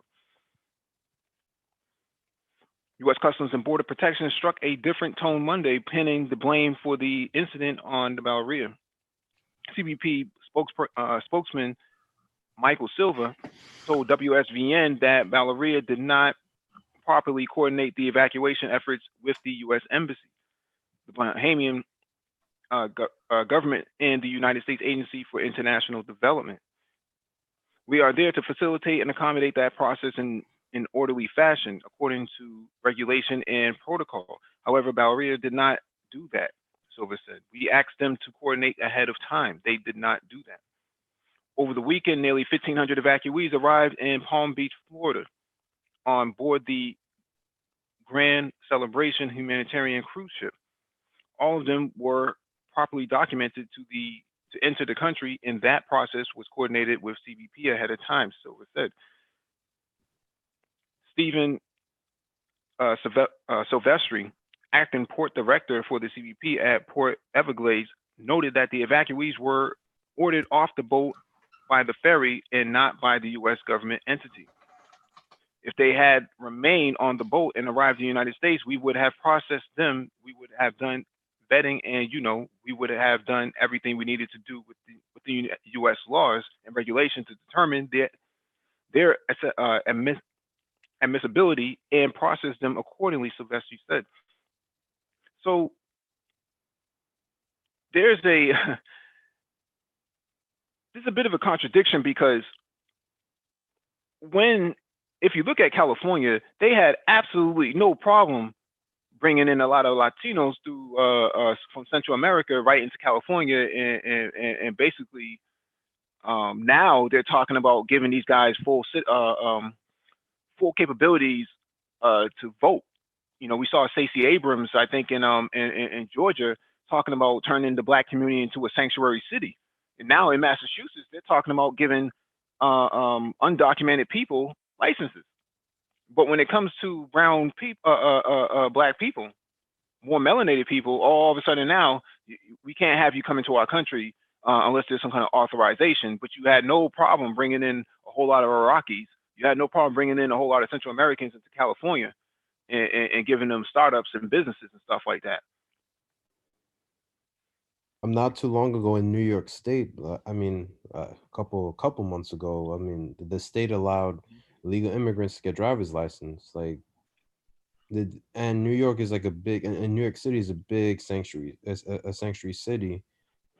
They give these people preferential treatment. Mm-hmm. And I think it's because the Democrats want to replace, Black people as the main voting bloc. So they're so focused on Latinos. This election is basically, they're trying to get the Hispanic vote, mm-hmm. even though the Hispanic vote is not, they're not monolithic as Black people are in America. So I think they're chasing a ghost that's not going to happen, because they've been talking about demographic changes since 2008. We're going to get the Hispanic vote. We could turn Texas blue. We could turn Arizona blue. We could turn the entire Southwest blue. But mm-hmm. Hispanics are, for the most part, culture are more conservative. So for me, I don't get it. And I feel like they're doing a disservice to Black people, because it's Black issues are just swept under the rug. Even though I'm Haitian, I support the ADOS movement, because at least African Americans are getting organized, demanding something that's owed to them. Like it's a policy that now these Democratic candidates have to talk about. What do they think of reparations? And it's getting more and more mainstream. Mhm. Yeah, I just think that it's interesting the lengths that they're willing to go for people coming from Central America, but how blatantly obvious their mistreatment of people from the Caribbean, just because they're more melanated. Oh, well, you can't have 1,000 people come in here. Well, guess what? You just allowed, I don't even know what the population in California is. I forget what the percentage makeup is, man. Now compared to when it was when Reagan was in office, it's massively increased in Latino Right. population. But Guess what color these people were before 1965? White. History does matter. Are you talking about Bahamians? No, I'm talking about Hispanics, the Oh, okay, Latinas, the Latinos or Latinas. The Latinos that we talk about, they were white before 1965. Mm-hmm. Bahamians were never white. Right. So this is not. So if they need to bolster their white numbers, which they're declining, well, they have been declining since 1970, at below replacement. Guess where they need to go to actually replace them? They can't go to Europe anymore. Where do they need to go? Mm-hmm. The closest thing to white that they can get, and the closest thing to white doesn't exist in the Bahamas. Right. exactly. So that is a potential voting block. So I understand what World you said. However, if you look at it from the standpoint of if you're fresh off a boat and you're Spanish speaking, and if a Republican president and Republican Party gives you citizenship right off the bat, where you no longer have to wait months to get a green card and then wait an additional 2 to 5 years to get citizenship, you get fast track with citizenship in what, 30, 60, 90 days, hypothetically speaking. My point is, their thinking, their mindset is if we bring these people to America, we make them citizens, we own their votes. Since Black people have proven, regardless of where a person stands on the issue, Black people have proven that the Republican Party does not need you to vote them into office as presidents. Now, combine that with the fact that the US government said as far back as 1994 that by 2000, the number one minority in America would be Spanish speaking peoples. Black people would go back to being the number two minority. So as of 2000, with the last census, that was confirmed. And you have seen a huge push around the country, California being a standout, obviously, for pushing to Spanish speaking people to voting. So when you put all of these things together, it really seems quite clearly bring these people in, bring Spanish speaking peoples in, give them citizenship, give them these rights. The mindset is once we do that, we'll own their hearts and minds, and most importantly, we'll own their votes. The most important thing is that they always wanted from the very beginning, since they started spreading out, for the United States to be a white country, and they still want it to be a white country. And if they're slipping in demographics, as you can see that they still want to maintain a white dominance in this country, and that is the reason they're importing the closest thing to white people as they can, because these people before 1965 were white. They're importing white people. I'm surprised they never bothered going to South Africa and importing the Afrikaners. They're here. I mean, I've seen that. If the Afrikaners want to leave, there's plenty of Afrikaners here. I've met some. Mm-hmm. I mean, but best believe if there's ever a future civil war crisis in South Africa, the U.S. will welcome those damn Afrikaners. Well, where's the biggest block of white? Is it in South Africa or is it in Latin America? Latin America. Latin America, that's the biggest block, and there's not enough white people in South Africa to make a difference. All right, let me get to this next article. This one is from thehill.com. Kremlin reported U.S. spy worked in Putin's office. The Kremlin confirmed Tuesday that a man who Russian media suggested was a U.S. spy extracted in 2017 had worked in President Vladimir Putin's office before he was fired, Reuters reports. CNN reported on Monday that the U.S. removed a spy from Russia in 2017 over concerns that President Trump mishandled intelligence. The New York Times later reported that the spy played a major role in CIA's determination that Putin personally directed Russia's interference operation in the 2016 U.S. presidential election. The White House, however, disputed the reports. Kremlin spokesman Dmitry Peskov said on Tuesday that the man worked in the presidential administration but was fired several years ago, according to Reuters. His job was not at a senior official level, Peskov said, adding that he could not confirm if the man was a spy. I don't know whether he was an agent. I can only confirm that there was a person in the presidential administration who was later sacked, Peskov said. All the U.S. media speculation about who urgently extracted who and saved who from who and so on. This is more the genre of pulp fiction, crime reading, so let's leave it up to them, Peskov added. Reuters, citing the Russian newspaper Kommersant, reports that the man disappeared with his wife and children on vacation in Montenegro in 2017 and is now reported to be living in the U.S. They snatched his ass right up off the street and said, you need to come with us. Mm-hmm. But this doesn't surprise me. This does not surprise me. We reported, or at least we talked about this article that found this former U.S. Marine who turned logistics manager over in Russia, working for Ford of Europe or something like that, Ford of Russia, and was supplying parts to in a supply chain operation, was actually a U.S. spy, trying to get more intelligence out of the Russians, and met with some Russians in some kind of hotel. They gave him a USB thumb drive. As soon as he walked out of the hotel, the FSB, the Russian intelligence, actually sacked him.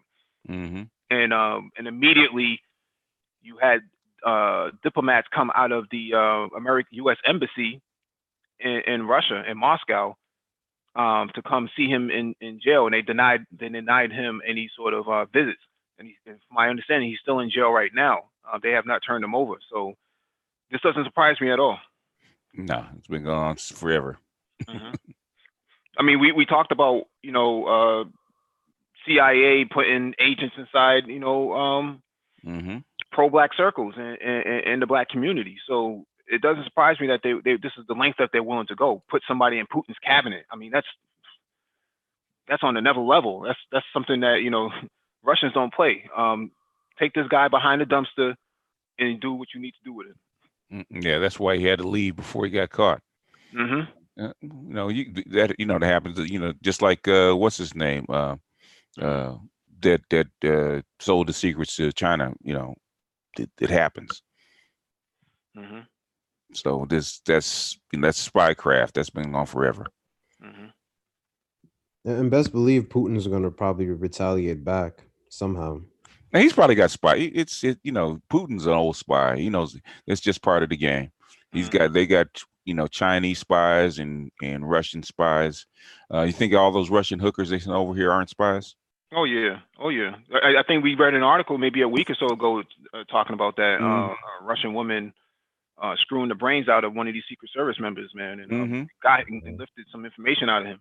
I think they got his. I think they got his BlackBerry or something like that back in the day, or something like that. The funny thing is this: when it comes to actual human intelligence, the KGB is the best in the world. Now, the CIA has the largest budget. They're the best at electronic surveillance, but actual human intelligence, the KGB is number one. MI6 is number two. The CIA may not even be number three, according to people who I've spoken to over the years. So when it comes to human intelligence, the Russians have the KGB, now the FSB. They have had agents at high levels globally. For those who may not be aware, the KGB had spies at at the highest levels of MI6 back during the 70s. All right, that's how good at human intelligence the KGB is. They are the best.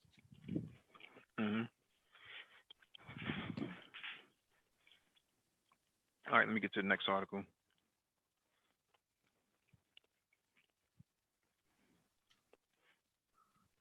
All right, this one is from the Atlantic. The end of Hong Kong as we know it.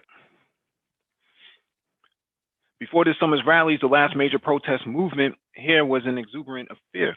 At the main site of the 2014 umbrella movement, rows of rainbow-colored tents lined the roads while cultural expression flourished. Every available surface, from walls to sidewalks, bridges to traffic barriers, was plastered in banners and posters, flyers, chalk drawings, post-it notes, and sculptures. The move felt like a community arts festival. The main stage hosted guest speakers, movie screenings, and performances, and thousands flocked with their families to visit on sunny weekends. Musicians played impromptu gigs, dancers performed routines, and there was an array of other events: portrait sketching, leatherwork, weaving, origami. The self-regulating society became a mini utopia, reflecting the hopes of the umbrella movement itself, agitating for a more perfect democracy for Hong Kong. This year's demonstrations, however, reflect a feeling of desperation. Protesters in yellow hard hats, their identities hidden behind face masks, wander through drifting clouds of tear gas on streets strewn with broken bricks. Laser beams cutting through the air. Young students dressed entirely in black place white carnations on a roadside shrine, tears flowing down their cheeks.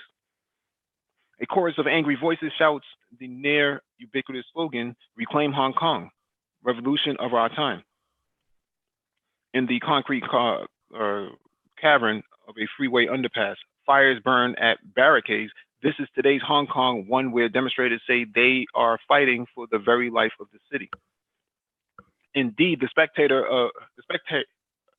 of death seems to have been hanging over the protest movement, prompted by legislation since withdrawn, enabling the extradition of criminal suspects to face trial in mainland China, almost from the moment it began. The protesters' demands were initially summed up in a three-character slogan, Fan Song Shang. A direct translation is oppose sending to China. But digging a little deeper, one finds a darker core. Song Shang is a homophone for the phrase meaning to see off a dying relative. It also incidentally a homophone for the phrase to give a clock, which is why a clock is always considered an unlucky gift in China, effectively wishing death upon the recipient. Wow. The slogan thus has death embedded in it, and so could be understood to mean oppose sending us to our death, whether by extradition to China or through the death of civil liberties in Hong Kong. For the mass rally of these protests on June 9th, in which more than 1 million people took to the streets, participants dressed in white, the traditional color of mourning in Chinese culture, and chanted their death lace slogan. A week later, at an even larger rally of 2 million people, the largest in Hong Kong's history, participants dressed in the West traditional mourning color of black. This time, there was an actual death to mourn. The night before, a protester had climbed a scaffold erected outside a shopping center, strung up a banner bearing the movement slogans, and appeared to be threatening to jump. In what seemed to be a tragic accident, rescue workers had slipped trying to save him, and the demonstrator fell to his death. The next day, protesters carried white flowers. Markets across the city reportedly sold out their entire stock, and a shrine grew outside of the mall as people piled those flowers in tribute, lit candles and incense, and left messages of condolences. More suicides would follow. Some left messages supporting the protest before leaping to their deaths. In total, as many as 8 such deaths has been associated with the protest movement. Then when Hong Kong Chief Executive Carrie Lam initially announced that the extradition bill would not be proceeding, she also turned to mortality Ting metaphors. In her English statement to the press, she said bluntly, "The bill is dead." The phrase she used was also death-related. The bill was Shaozhang Xingin, meaning that it had died a natural death in its bed, something that online critics were quick to point out and did not reflect the true state of affairs surrounding a bill that effectively has been killed by the protesters. The willingness to invoke death so directly in words and in imagery is significant. Hong Kong is traditionally deeply superstitious, and death-related symbols are anathema. The number 4 is considered unlucky because it is a homophone for death. And many apartment blocks, for example, lack a 4th floor. It is considered inauspicious to stick chopsticks vertically into a rice bowl because it is reminiscent of incense sticks burning to commemorate death, commemorate the dead. So I don't want to read this whole thing because I already spent 5 minutes reading it, but we know now that MI6 and CIA have been largely involved in this whole entire operation. We now know that U.S. Diplomats have been on the ground in Hong Kong prior to the uprising, coaching these people along. If you look at Antifa in the United States and you look at the protests, you see very much similarities in dress, in activity, and tactics. Antifa likes to wear all types of clothing that basically hides their identity, and a lot of raucous behavior that they commit here is also being exhibited right here, right in Hong Kong. But if you also look at the Ukraine uprising in 2014, you also see the same sort of behavior from the group Svoboda. And Svoboda basically is a offshoot of white far-right nationalists. And if you look at the videos on YouTube, they've been taken down now. They were killing people, civilians who were in opposition to them.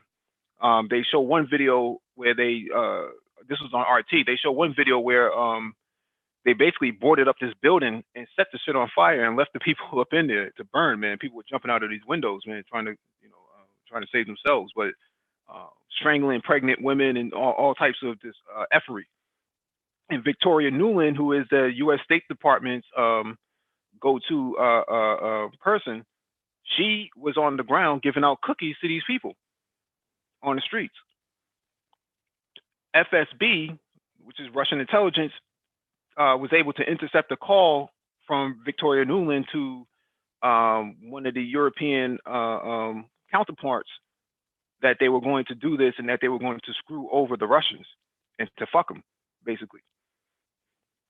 So we see the same sort of playbook being used in Hong Kong, and I don't know how long how long China is going to play that game. I would say that that's an act of terrorism, and that it's also sedition on the part of the Hong Kong citizens to be working with a foreign power to undermine the stability of the nation state, even though it's a two-party system, two-state, one-party system. Go ahead. Go ahead. Well, the quick point that I will make is, like, imagine if Black people in America were protesting and then they were found out that, China was supporting them. I mean, the U.S. government would have come down, cracked down on that so fast, it would be a massacre. So it's kind of ironic that the U.S., even though China has been showing some restraint, has been critiquing, the government of Hong Kong and China for human rights violations. Meanwhile, this country itself has been violating human rights since day one. So it's hypocritical. And secondly, I've seen videos too of these Hong Kong protesters waving American flags, saying that they want America to come help them. Well, not American, but British.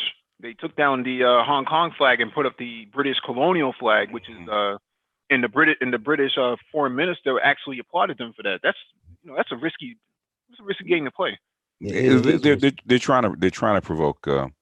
They're actually risking the lives of the people that are on the ground. That's what they're risking because, and I think the reason they actually are actually more bolder than they were before is because they know that China took the PLA off the table. In other words, they're not going to send them in, so they're willing to let them burn themselves out. But what they're doing is actually economically strangling them right now. So they're playing the long game because it would look bad if they brought the PLA in. They're actually shut down the protests, but they don't want to give the. Huh? They already did. They already sent the PLA in. The last I heard, they did the PL. The what's her name? The lady of actually governing Hong Kong said China took the PLA off the table. The PLA was saw in the stadium, in the soccer stadium. So they've lined up hundreds of APCs ready to go in there. What came up? I think they said that if the protests continue, even though the bill is off the table, and the protests continue, then that will give justification. But that's what China wants. China wants the protests to keep going, so it gives them justification to go in there and go in there and just shut it all down. Yeah, they're gonna lose patience at some point, and I think that's what the U.S. and the British are trying to provoke. They want the PLA to come in and actually do. Remember Tiananmen Square back in the 89? In 89? Yeah, they want the optics of the PLA coming in and shutting them down. Yeah, because now what the United States is doing, and this is just before Bolton actually bolted out. He was drafting up a resolution to actually put sanctions on China for human rights violations of the people in Hong Kong. That's a very strong move to take. Of course. At this time in the middle of a trade war. And then you had U.S. Warships looking to port call and dock outside of Hong Kong. Are you kidding me? Oh, they wanted to see, it's all a test. It's all probing to see how far you can go. You know what the old saying, a closed mouth doesn't get fed. In other words, you don't ask, then you can never tell. So you're not going to say no to yourself. So you ask and see what happens. And then once they say no, they're going to say no. And then you report, well, we wanted to dock in Hong Kong and the Chinese turned us away. So this is all shadow play. Paul knows this is all shadow play. America, yes, sir. America and China are fighting a Cold War. I said this months ago. America and China are fighting a Cold War, whether they use proxies, whether they use economics. And they've been fighting this war for quite a while. Go ahead, finish, Paul. Yeah. And so whether it's proxies, economics, education, missionaries, tariff sanctions, military, special forces, proxies, third parties, fourth parties, America and China are absolutely fighting a Cold War. Oh, since 1997. This is with the Asian currency crisis when it started. I think it goes a lot further back than that, BGS. We covered a documentary called The Coming War on China, and this goes all the way back to the 1950s. Oh, well, that was 1950s. What I'm saying, it goes back. Exactly. I mean, they have been planning, but they actually made peace. That's what the whole thing with Nixon going to China, because it's separating China from Russia. But the thing is, and then the Cold War actually rebooted itself when China actually rescued Russia financially. That's when it rebooted itself. But this does go back, like I say, back to the days of the Bikini Atoll and all of that. It does definitely go back to that, for sure. Yeah. But the thing they pulled the war against China in 1971 under Nixon. Yeah. You talking about when Nixon made that? He made that silent trip over there when no one else knew. Yeah. Absolutely. Yeah. That all plays in. There's no doubt. Yeah, but that was Kissinger that made the first trip, right? What I'm saying, but what I'm saying is, Kissinger made the first trip in 1968. Well, even before he became part of Nixon's cabinet. And but we hadn't had a president go over there. So I think basically Nixon opened the doors to China. That was a big famous thing when the president actually went there. Yep. And also remember too with that, BGS, There was a whole policy going on with Russia during that period of time, which we really was starting to move heavy into. Was called détente. You remember how détente started? Well, basically, Brezhnev and moving forward from there. If you read Kissinger's book, he actually says what happened. Basically, what happened was in '68, there was a border war between Russia and China, and since Russia doesn't have the numbers, they were going to actually nuke. They sure were, and that was a crazy idea. And then they actually asked Johnson for permission to nuke China to settle their border war. And instead of China, the United States giving permission, what they did was actually went and actually started negotiating with China. So that was actually started the separation between China and Russia. Right, and then I do remember. Yeah, go ahead. No. Go ahead, BJ. Go ahead. No, what I'm saying is this is what Kissinger says in his book. He says this himself. Yeah. And he also spoke about there were some Russian generals who looked at the this nuclear conflict potentially or war between China and Russia as being insane. So you had people internally in Russia who thought that was a very bad idea as well. Well, it was, and it gave the opportunity for the U.S. to actually separate what I call the master blaster, separate the two biggest communist countries, and that's what it caused a separation. And basically, that pretty much held until '95, when basically China bailed out Russia financially and actually formed a Shanghai Cooperative. And then now the Cold War is back on again. And they also the United States also put a battery in China's back to go into Vietnam in '79 and got their asses handed to them. Oh Not even by Vietnamese soldiers. These were paramilitary. Pushed them back. Yeah. Well, we talk about battle-hardened troops over the past 30 years. So you're going up against people that haven't been in a war in a long time. VCs? Yeah, no, I think they were regulars. Oh, regular. okay. There was those were basically. No. Those are a regular Vietnamese army that went up against China. They weren't VC. Oh, yeah. NVA regulars. They're NVA regulars. Yeah. Okay. Yeah, those weren't VCs. Yeah. So I think the point here, man, is that China is going to get fed up with this, man. Taiwan is looking at this and saying, if these guys go in, we're going to need as much firepower as possible, and we need those F-16s like tomorrow. And that's why they put that $8 billion deal for those F-16s on the table. Those are the most advanced F-16s to be built. Mm-hmm. They're talking about handing it over to Taiwan. I would say that most of those can probably take down half of the Chinese Air Force. They don't have anything relatively stealthy at this point, other than the Russian Su-34 or 35. They don't really have anything. Yeah, but the thing is, okay, China has hypersonic missiles. What are F-16s going to do against China in any kind of war, or even defending the island of Taiwan? Nothing. If China decides that one day they want to actually swarm and take Taiwan, guess what's going to happen? They're going to take Taiwan. Nothing they can do about it. They're too close. Too many missiles and too many weapons that China has. Yeah, but I'm not saying I disagree. I'm not saying that. I only ask a question. Okay. Because once you go supersonic, you basically lose your ability to maneuver. You can basically only go supersonic in one direction. It's very light maneuvering, wide arcing, gentle turns. If you want to maneuver, you have to slow down.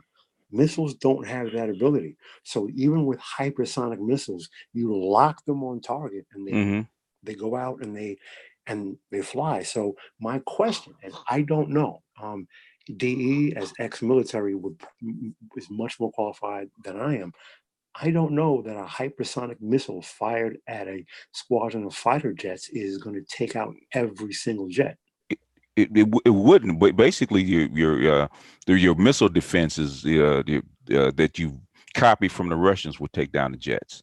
Okay, you wouldn't need it, and basically you could sell them 200 jets. What is it going to do against mainland China? Well, because they can take out most of China's airstrips on the coast, and that was discussed. I think maybe 2 weeks ago we covered an article where one of these former military people said that if China was to go in there, actually, I think this was last week, if China was to go in there, they would take massive casualties within the first. So within the yeah, first and I mean, if the analysis was that it would give the United States just enough time to come from Okinawa and from Guam to back up Taiwan. So and do what? They're too close. And do what? To defend the island if they think that it's of their best interest. If China you would probably, number one, if they're going to take an island, okay, if they're going to take an island, okay, it won't be just jets. It's going to be ships. It's going to be troop carriers and all that kind of stuff, right? You will see them mass well before it happens. And if they mass, even if they mass, okay, say China was going to bring, and they probably could do it like 5 million troops and mass them, and all of a sudden decided we're going to deploy them. You ain't going to stop them all. And the United States is too far. How many troops can the United States actually mass to actually defend Ireland? They can get a brigade up in less than 24 hours. They get four. I think the strategy is to get 4 brigades up in 30 days. And then the biggest thing, and this is something that I discussed with a few people. Okay, if basically to send backups, what are you bringing them with? You're not bringing them on planes. You're bringing them on ships, right? Troop carriers can be sunk. And basically, the German Kriegsmarine did that better than anyone. Basically, troop carriers can be sunk very easily.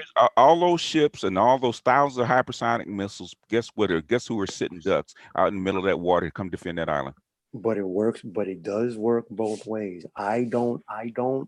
Listen. I personally, I do not agree with the assessment that China has this huge, massive, overwhelming advantage because they have hypersonic missiles. Okay. With all due respect, now I'm not saying you're wrong. Okay. But I'm just saying personally, and maybe listen, maybe I'm totally wrong and I'm totally off the wall. But until I see it, I take a wait and see attitude because the way I see it, I'm of the opinion it could go either way. Okay, those hypersonic missiles are meant for. Those hypersonic missiles are actually nuclear vehicles. I don't think they use conventional weapons at all. They're really just meant to deliver. They're actually hypersonic missiles are actually also mobile mounted. I had on good authority. They're mobile mounted. They can be mobile mounted. They can be moved around, and they can actually be targeted at not only intercontinental but also towards ships. They have a version that can be targeted towards ships. And the thing is that the thing is that okay, and they got thousands of these things. Okay, they have thousands of these things. And the thing is, if you want to bring in bodies, you can take the island intact with its infrastructure. You can do that. What if you don't? What if you don't want to take the island intact with its infrastructure, and you're off the coast of this big, huge, humongous landmass with all these missiles, and you're an island? Stalemate. No, it's not a stalemate. They're gonna blast all your infrastructure to smithereens without even landing a person. Well, I mean, at the point, the reason why I brought up even the F-16 deal that they put on the table last week was because the air superiority is actually going to be key for Taiwan versus China, because China needs to land those ships onto those islands. Because remember, it's not just the main island that Taiwan has; it's all these other scattered islands that have military defenses on there. So they would have to disarm all of those other islands first before getting to the mainland. And by the time they even get to that point, they would have lost massive casualties, and they would have to actually deal with, they would have to actually deal with the United States at that point. Okay, put yourself in a general's seat. Okay, and you could use any weapon you want, and you want to destroy infrastructure, right? That's the first thing you want to destroy. Okay. Your enemy's right off your mainland. Do you send troops? You send missiles first. Oh, you send missiles. You send missiles, and if you got lots of them, the only reason you don't send missiles is because you want to spare lives and spare infrastructure. That's why you send. That's why you put boots on the ground. Okay, if you would just want to blow stuff up, you don't need to put people out there or ships, especially off of mainland. Now, ships are for what? And any sailor can actually tell you. The ships are for what? Force projections. In other words, you're on the you have a deep blue water navy to project force that's far away from your coast. Okay, they're right off the coast. This will be like Cuba going up against United States. You're right off the coast. Except a little bit more advanced. Taiwan actually has a formidable, I guess, defense force to actually, they're supposed to be able to stand up to China for at least a couple of days before there's a decision on whether to continue to go forward or call on for more external assistance. So I don't know. I just brought up the F-16. I brought up the F-16 because I think that's still a it's to irritate the United States. That's all it is. If China irritate China, is to irritate China. That's all it is. That's all it is. It's more of a gesture. It's not going to change the balance of anything. Go ahead, D. Oh, the Chinese has the. I don't know where the narrative is coming from that China is going to invade Taiwan at any minute, and we have to defend Taiwan. It's the same foolishness I see going on with Hong Kong. And if we look at what China's been doing, every business in China has a connection in Hong Kong, and every business in China has a connection in Taiwan. If they shut the two of them cannot exist without the other. China has no need to send a military force into Taiwan for any reason whatsoever. True. They will keep the pressure on Taiwan. They're going to keep the pressure on Taiwan. Yes, they're going to always have the leadership, especially in Taiwan, thinking, you know what are they going to do next? That's the idea. But especially in Hong Kong now, right across the border from Hong Kong, there's Shenzhen. China was building Shenzhen, or was turning Shenzhen into a complementary city to Taiwan, to Hong Kong, sorry. Yeah. But now that Hong Kong has kind of like allowed people to come in and say, well, you know what, we want to stir up things. What they are doing is that they're going to kill Hong Kong economically. Shenzhen is going to be the new Hong Kong. Right. That's what I'm seeing. Shenzhen is going to be new Hong Kong, and to some extent, Macau also. And right across the border, in Burma, I better not bring in that subject because there's something going on there. There's something going on there that people are not noticing that later on is going to turn into something else. Right. Burma itself is China is beginning to build Burma. It's called Belt and Road. Yes. That's all it is. Belt and Road. It's the China. Well, people don't want to admit it. China already owns the infrastructure of the planet right now. Right, but what's happening is that the Chinese are not projecting force; they're projecting charm. And in the case of Hong Kong, the people of Hong Kong are kind of like killing themselves economically, and they're refusing to look at it that way. Instead of I understand you're going to be irritated that some of your freedoms are being taken away, or you're going to lose some of your freedoms. And after they withdraw this bill, then the people, even if they want to protest about other things, should have done it peacefully. That's my opinion. But to continue with the other foolishness, China is going to lock it down slowly, and they're going to do it very slowly, but they're going to lock down Hong Kong Mm-hmm. until business in Hong Kong comes almost to a standstill. Mm-hmm. And everything that is done in Hong Kong is going to transfer over to Shenzhen or Macau. I don't know if you guys are paying attention to what they did to Swire, who owns Cathay Pacific. Oh yeah, I saw that. And Hutchinson Whampoa. I don't know if you know about Hutchinson Whampoa. Mm-hmm. These are corporations that were started by the British under the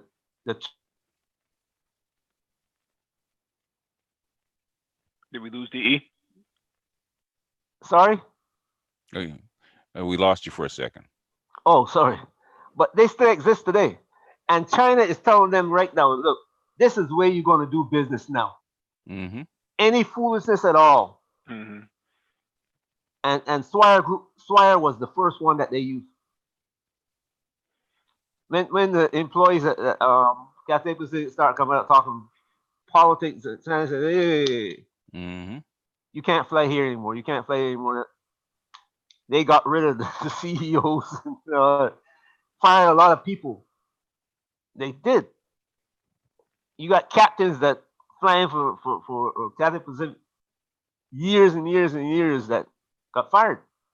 I don't know if you guys heard or hearing about this here, Mm-hmm. but I was hearing about it when I was a couple of weeks ago. Yeah, So Hong Kong is being squeezed slowly. They're not sending in the PLA because, like like you guys already said, that it's the image, and China is projecting the image of being a friendly country throughout the whole planet. Mm-hmm. The only complaint that people has is that China is getting people into debt. That's the biggest complaint that we have with China. But China is doing a charm offensive, whereas the United States is doing the strong arm offensive, and China is coming out ahead. Mm-hmm. Yeah, influence. Can I say one thing before Go ahead. you talk about both about the whole China thing? I think another thing too is the reason why the United States and the United Kingdom are doing this is starting this color revolution in Hong Kong Mm-hmm. is also to try to limit China's growth, because BGS has said in his videos plenty of time the Chinese have a 2025 goal. And everyone knows that by 2025, China will have had the technology to surpass the United States. So for many in the West, this is their last chance to at least try to do something to stop China's growth. That's why you have this trade war. To slow them down. They to can't slow stop. down. Yeah. Yeah, but Hong Kong is not the way to do it. Hong Yeah, Kong or Taiwan is not the way to do it. Okay, if you add it all up, right? Not Hong Kong is part of it, Taiwan is part of it, Iran is part of it. Okay, what's going on in Venezuela is part of it. In other words, if you add it all up, it's asymmetric. But the thing is that it can't stop them. Even the financials, you can't stop them. But the thing is, if you add all this stuff up, you slow them down. Because Belt and Road is pretty much slowed down right now. It hasn't stopped, but remember, Belt and Road was going gangbusters before the banking crisis, before the stuff with Iran in Hong Kong and Taiwan. Right? Remember, it was going gangbusters. It's slowed down to a crawl right now. So basically, what was going on with Belt and Road, or the conversion, is slowed down to a crawl. Yeah, and the ouster of Gaddafi really put a really crippled some of their ideas, because they were going to use Libya to transport as a logistics transport place to move their goods from the interior of Africa to Libya into Europe. And, you know what? To be perfectly honest, Russia and China could have stopped the no-fly zone over Libya and preserved Gaddafi being in there, but they abstained. I don't think they had the ability to do that. Yes, they did. Yes, they did. Yes, they did. In the same way that they cleared out the airspace. No. D can tell you. The only, but here it was a UN sanctioned fly zone by the UN Security Council, right? Mm-hmm. China and Russia could have voted it down and actually stopped it, but they could have vetoed it, right? Right. For China, Russia, and South Africa could have vetoed it, right? Right. Because South Africa was a guest member on the Security Council, right? And basically they abstained, knowing that it would have gone through and knowing what would happen, right? They didn't expect them to kill Gaddafi, but it happened because what they wanted, and this is something you can go back and look at it, because we looked at it, because at the time we thought no way in hell that China and Russia was going to allow a no-fly zone over Libya, and they abstained and allowed it, because what they wanted was exactly what you see right now. They wanted the gateway to the continent to go through South Africa, not through Libya, because they didn't trust Gaddafi. Gaddafi had other plans. It wasn't a Chinese plan. This is my humble opinion. Yeah. This is from me looking at this back at the time. Gaddafi had a plan that he would be the leader. Oh yes. Coming out of this thing. Yes. Or at least Libya would be.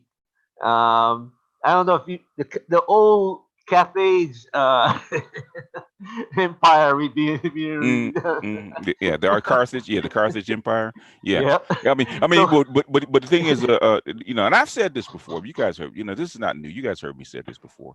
Mm-hmm. What Gaddafi wanted was the AU. He was going to fund the AU.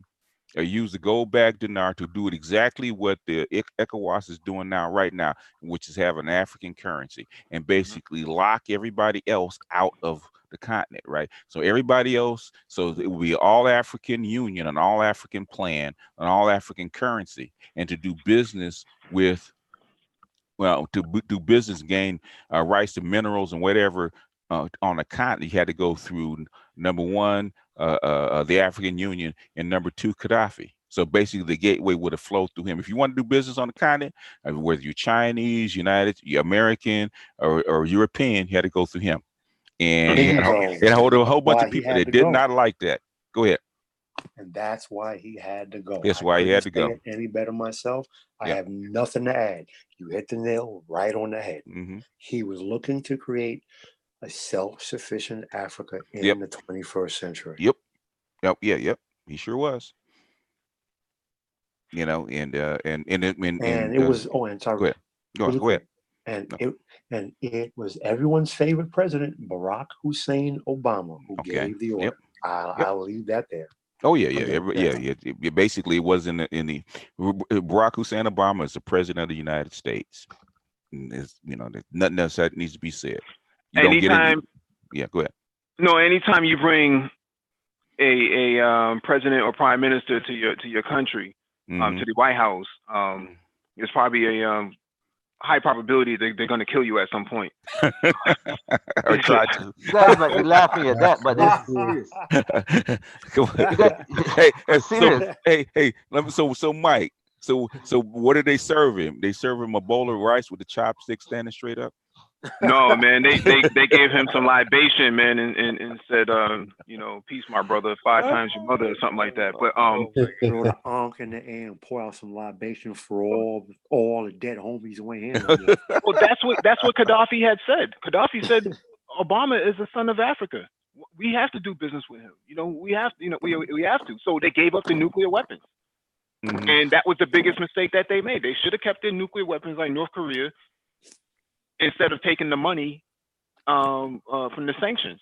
They took a couple $2 billion and gave up their nuclear weapons, and eventually they walked in there and bombed the country into shit. I'm sorry, Cameron.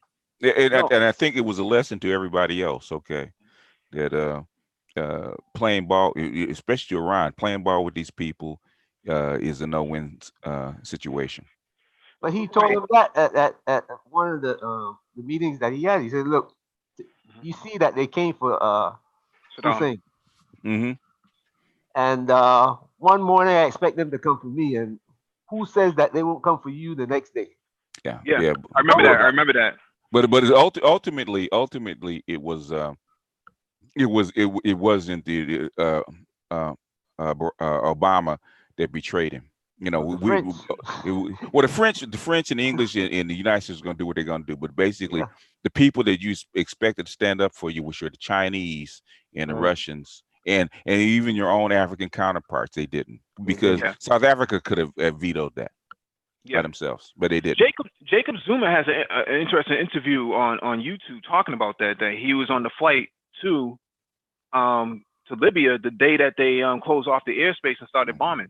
Yeah, So he had to turn his plane around. So in other words, so you're mad because you stabbed him in the back and people slit his throat, but you didn't get in time to actually keep them from slitting his throat. And they didn't just go after him; they went after his daughters too. Man, they bombed the hell out of those institutions where the family was hiding in at. Man, they were relentless. Because Dr. Cynthia McKinney has excellent firsthand analysis on this, because she was on the ground when the bomb started coming. And basically her and there was another author that we were talking to at the time. They were there together. It was about that 3 or 4 of them together. The white guy's name, his name escapes me now. He has a YouTube channel too. He was on the ground too. This sucker stole my information. Turkey and didn't give me credit, but it's okay.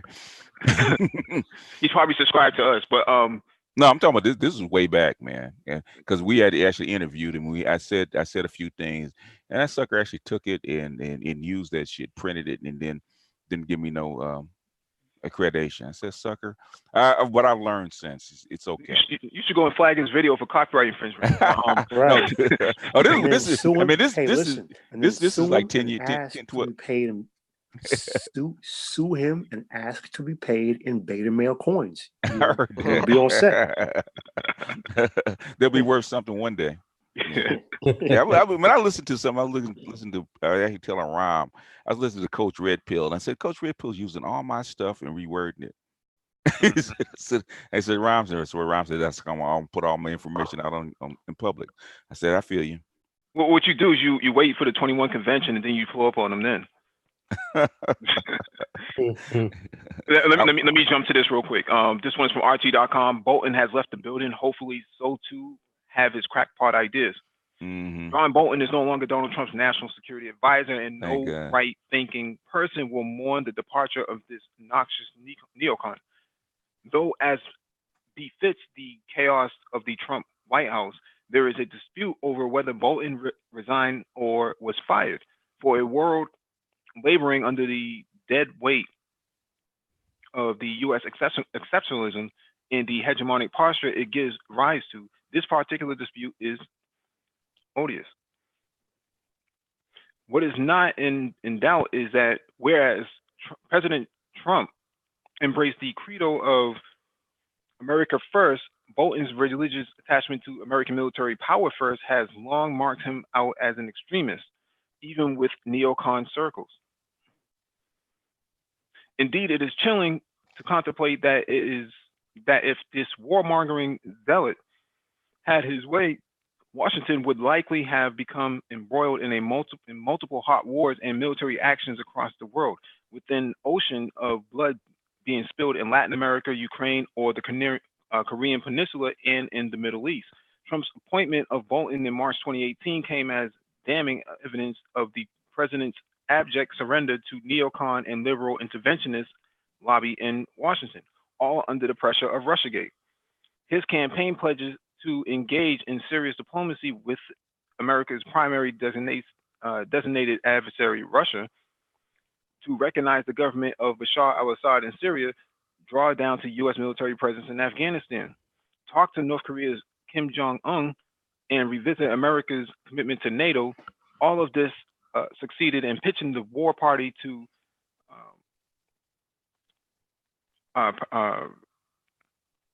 paroxysms. Yeah, paroxysms of barely concealed fury and angst. Trump was besieged on the very day he entered the Oval Office by a Washington establishment that considered his election to have been an act of heresy in the first place. The objective of his liberal interventionist enemies was to box him in and prevent him from being able to act on his foreign policy instincts. The small fact that those instincts were eminently sound, given the calamitous record of countries and societies that had been reduced to rubble at the behest of his predecessors, this mattered not. In the fevered minds of the dozens of the war party, the primary role of the president of the United States is the maintenance of the empire that has been forged in blood and is sustained by destruction in the name of hegemony and unipolarity. So in the door came Mad Dog Bolton, and out the door went reason and sanity. The result, in short order, after the president contracted out his foreign policy to the Messrs. Bolton and Pompeo, the U.S. withdrew from the Iran nuclear deal, pulled out of the INF treaty with Russia, and withdrew from the United Nations Human Rights Council. And even where Trump did assert a measure of control on foreign policy, i.e. sitting down with North Korea's Kim Jong-un in Singapore and Hanoi, Bolton succeeded in reducing both summits to glorified photo ops, convincing his boss to agree to making North Korea's complete denuclearization an absurd condition of any lifting of crippling U.S. sanctions. Not satisfied with that, Bolton also did his utmost to effect regime change in Venezuela, attempting to install his own placeman, Juan Guaido, in Caracas in place of the country's elected president, Nicolas Maduro. Bolton's Twitter feed throughout this particular crisis, you'd imagine, would have belonged to Al Capone if social media had been around in Prohibition-era Chicago. I'm not going to read this whole entire thing, but Bolton, Ned Flanders, Oakley Dokley, really was a bit of a psychopath. He had some very weird ideas, sending troops into Venezuela, reoccupying Syria. You're not getting out of Syria. You're not getting out of Iraq. You're not getting out of Afghanistan. We're moving into the Ukraine. Send some these Coast Guard vessels and repaint them and sell them to the Ukraine at pennies on the dollar, and put weapons on them and send them up through the Black Sea and let the Russians deal with it. Hijacking these tankers in the Middle East. This guy was all over the place. He never smiles either. It's kind of hard to smile, I guess, when you have Botox or something. But in this regard, man, this guy very strange. He believes passionately in the New American Century. He's one of those guys. Like he believes in American imperialism, and American power can be forced by the barrel of a gun. Like many neocons have that belief that, well, this is the most powerful military the world's ever seen. Let's use it. Like, let's use it. Let's not use diplomacy. Let's not, try to talk to these different groups. They use American power to establish our dominance. I mean, neocons has this weird belief that the U.S. can be in Afghanistan and Iraq, face down Russia, face down North Korea and China at the same time. Like, I don't know why they think that, but they have that belief that, we can take all these challenges on. But it's like they never heard of imperial overreach. So, some of Bolton, I don't know what we call it, was actually formulated from an old. What's that guy who used to work for the radio station that came into the Trump cabinet? Forgot his name. He used to work for a radio station? Yeah, he used to run. Jeez, man, I can't remember. There was just one Breitbart. Breitbart. Yeah. When he came into the Trump cabinet, he is the one who went after Trump to change all the things that Trump was saying during his campaign. Everybody thought that there were good ideas, but this guy came in and say, look, we as America can do anything that we want to do, and if we're going to take your approach, then the whole world's going to think of us as being weak. So this is what we got to do.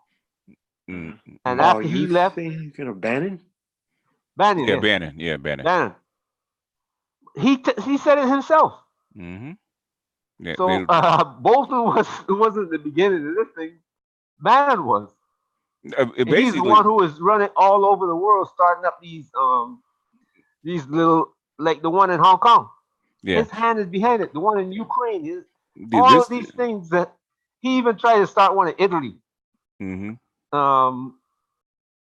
The courts in Italy, I can't remember what the courts did, but they had to get him out of Italy because he was starting this right wing things in all the colleges in Italy. Yeah, he has a global right wing movement in, Yes. in progress. So he's been down in Brazil, Argentina, Yep. Ecuador. He's been all over Latin America, man, with this sort of far right movement. And the NRA has been kind of side by side with him on this as well, trying to get policies passed on the ground. I think with ALEC as well, in some of these other countries to allow these far right groups to have access to legally have access to these American-made weapons for all intents and purposes. And the money man was actually Coke. One of them the other day. Right. The bank rollers were Coke. Mm-hmm. Yeah. Yeah, it's very interesting, this Bolton guy. But then again, his tenure was going to be short-lived anyways if Trump was not going to get elected or reelected. Yeah, I mean, Trump realized that a war will hurt his, reelection chances. I mean, the trade war is already affecting his approval ratings. I mean, you guys, when you guys talk about the economy on Fridays, we're getting close to recession, whether it's 2020 or 2021. So Trump can't afford a conflict in the middle of an election season, because once those body bags come back home, all the blame will be on him.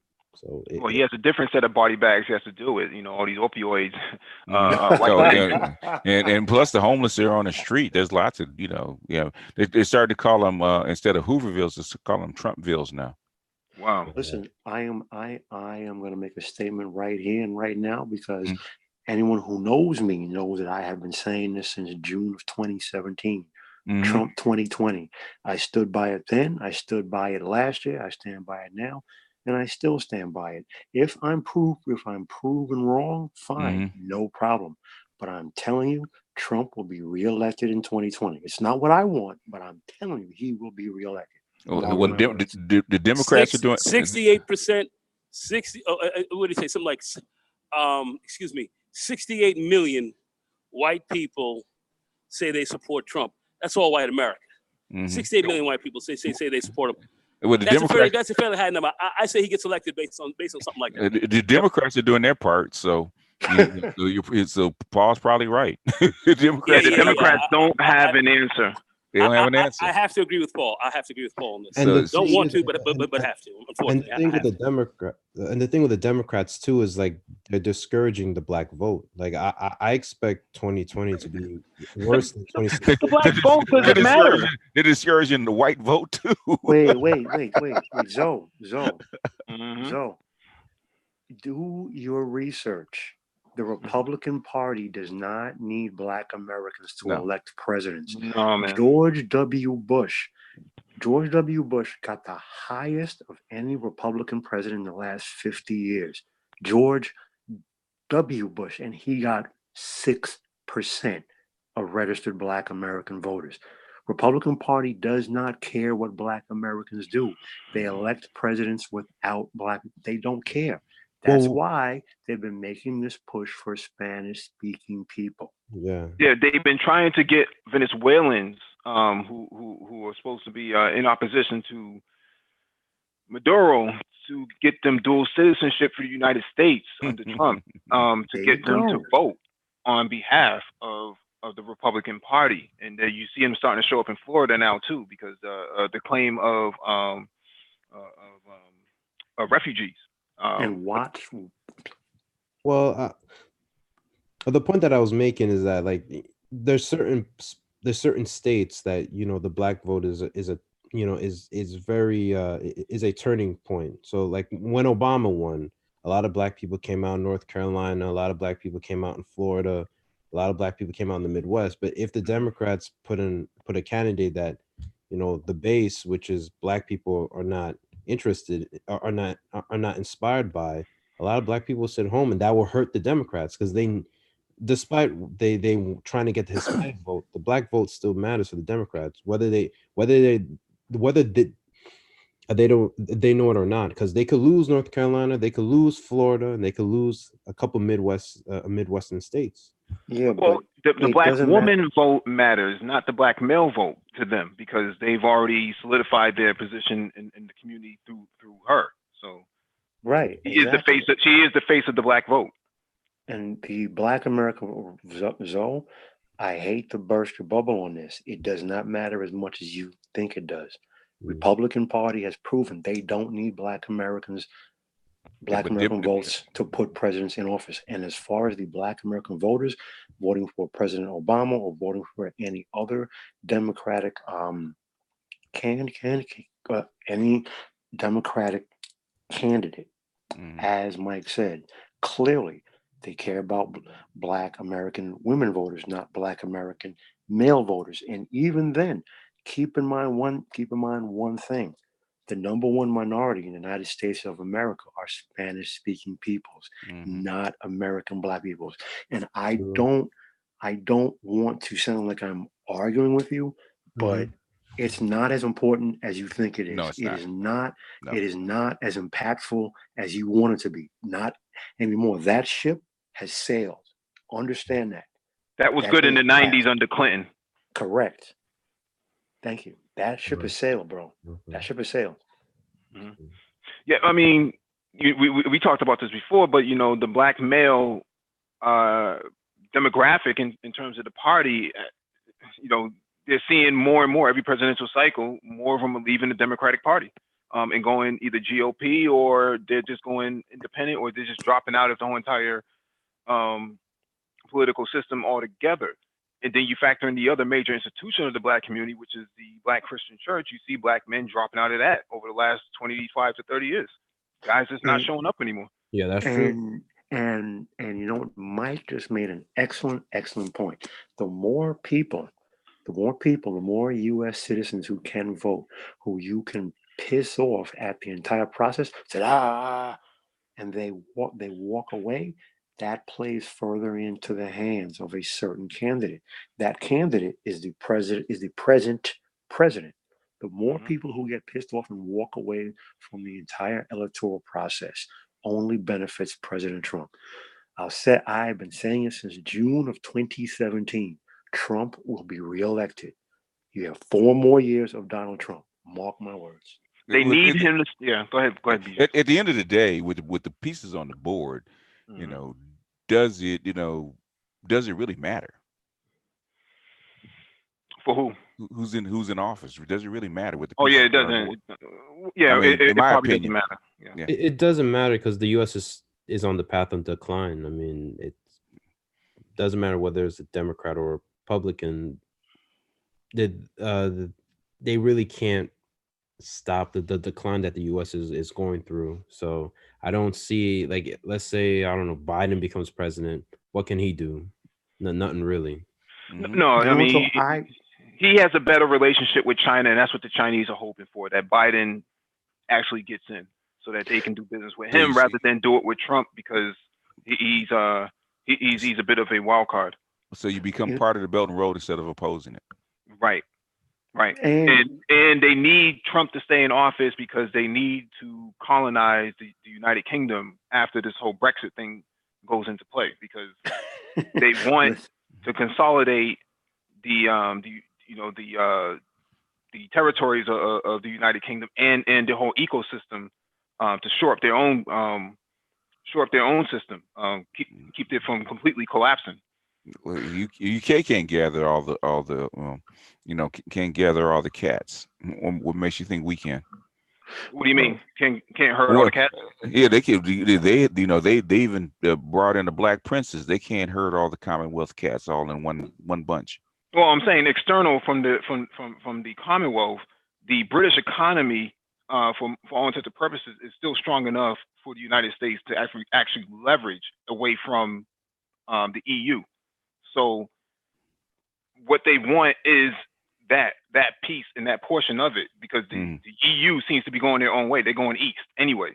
So rather than to take the UK with it, try to gather the pieces that's left over from UK through Brexit and bring them into the West, keep them in the Western system. What's left of what we call the old Western power, because Western civilizations has a new pimp. It is what it is. Well, you know what I would say to those people who say American decline, I would caution saying that this is the end. Weakening influence does not mean crumbling empire. America is not where Britain was after World War II. Yeah. Okay. So is the influence weakened? Yes. Crumbling empire. I would have to say I strongly disagree with that. America. I mean, we're entering the age of multipolarity. Crumbling empire and weakening influence are two different things. America's not there yet. I concede that. You're right. Weakening influence, crumbling empire, things are over. I wouldn't go that far now. China is the new player. They have a seat at the table. The world is changing, and the world is continuing to change, and things will change. So that's why America is fighting this Cold War with China now. But, they're already in second. They're already in second place. The United States is already in second place, and the thing is, they're trying. Basically, they're trying. You know how sprinters come off on 400 meters, come off the turn, and you're behind, and your legs start to tie up, and you're trying to catch the faster person. That's what you're seeing right now. And they're trying to slow China down, keep them from sprinting away. Right. And basically, they're trying to slow Africa down, because Africa is starting to come up and take influence away from Europeans. I was going to use a different analogy. That is a fact. That's a fact. They are trying to slow Africa. They are trying to slow Africa down. Because if you look at what happened to the world, they know they're trying to stop that. Yeah, basically, I mean, nobody has to say anything, okay? If you look at white Western power, okay, if you look at all the factors that it has to solidify itself and actually keep its position. Basically, every time you look at every metric, the four metrics that you really need, it's not there.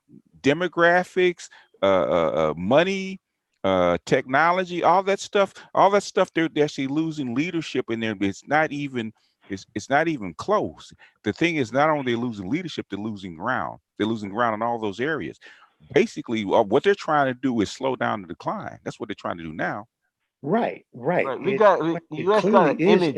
clearly is a decline, but I don't think America's at the end yet. Not at the end. No, we're not at the end. But the thing is decline. Yes, clearly. Oh, clearly. Yeah, but the thing, but it said is what it said when they start ringing the bell, the end is near. We're not here yet, but it's near, boss. The thing, what you hope is what I had hoped, because my well-being depends on this infrastructure actually surviving, and I'm the last person that wants it to go. But the thing is that these fools are actually accelerating this stuff instead of slowing it down. Yeah, what the U.S. has now is an image, right? To all fall apart. Fuck that. Huh? So what? I said that. Well, I'm 28 years old, and I don't want all this to collapse yet. Like, fuck that. I want my career to start already. Dude, the best thing you have on your side is you're young. Okay, I'm not young. I can't afford for it to collapse. Well, you always have Guatemala, so that's a little bit different. Guatemala, yeah, right. So I'm gonna be shining shoes in Guatemala. Okay, no, I don't think ain't nothing wrong with that. If you want your shoes shined, the super chat. Hey! This is middle fingers for you, Mike. Get a Patreon. Anybody hearing me out there? Hey, we got you, D. Oh, sorry about that. Hey, look, all empires build up an image as they grow from boyhood into adulthood, and right now the U.S. is carrying that image with it, and you can look at the image as in terms of that article we had the other day about the aircraft carriers. We are projecting power with aircraft carriers throughout the world, but the aircraft carriers got they're serious obsolete. problems. They're obsolete. That is crippling the aircraft carrier. Yeah. And you know what I'm saying? You can't get your airplanes from in the belly of the that carrier to launch it on top. You can't get the bombs up because the elevators don't work. Yeah, that's how You know what I'm saying?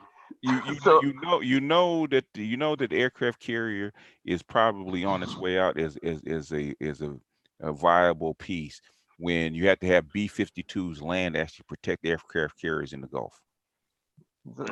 so we might not be like BJ said, we're not in the that deep steep dive, but we're right now tilting over. Yeah, till yeah, we haven't started taking on water just yet, but we're listing, as they say in the Navy. Let me knock out this article real quick. This one is from the Asia Times. BRICS was created as a tool of attack. Lula.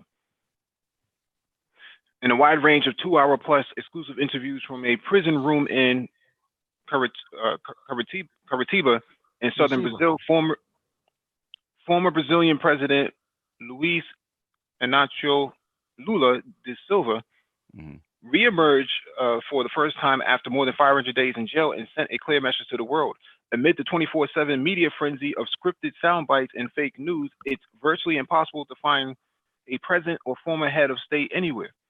In a conversation with journalists willing to speak deep from his soul, to comment on all current political developments and relish telling stories about the corridors of power, and all that while still in prison.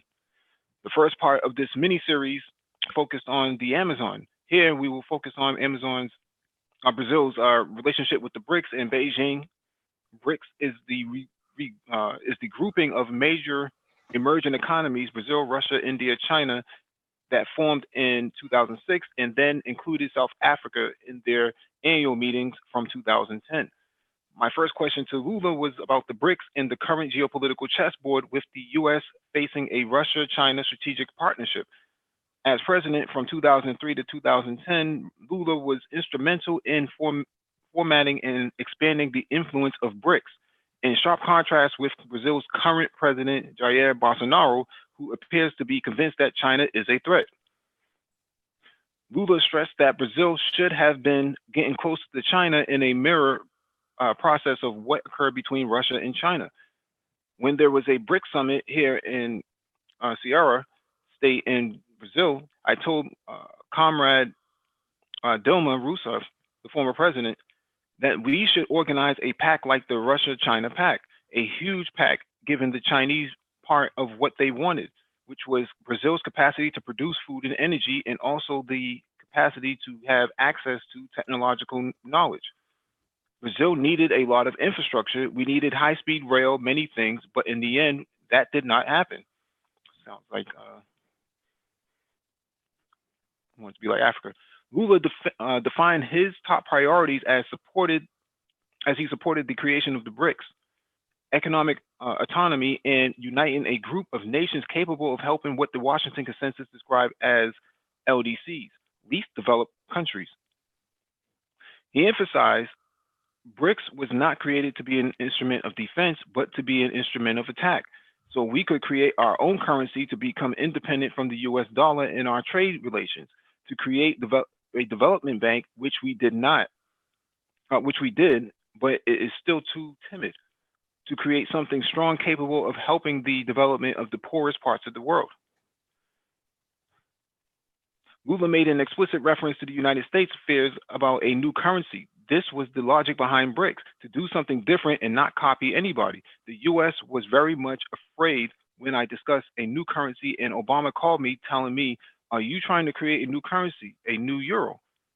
I said, "No, I'm just trying to get rid of the US dollar. I'm just trying not to be dependent." One can imagine how this went down in Washington. Obama may have been trying to warn Lula that the US deep state would never allow BRICS to invest in a currency or a basket of currencies to bypass the US dollar. Later on, Vladimir Putin and Erdogan would warn President Dilma before she was impeached that Brazil would be mercilessly targeted. In the end, the leadership of the Workers' Party was caught totally unprepared by a conjunction of sophisticated hybrid war techniques.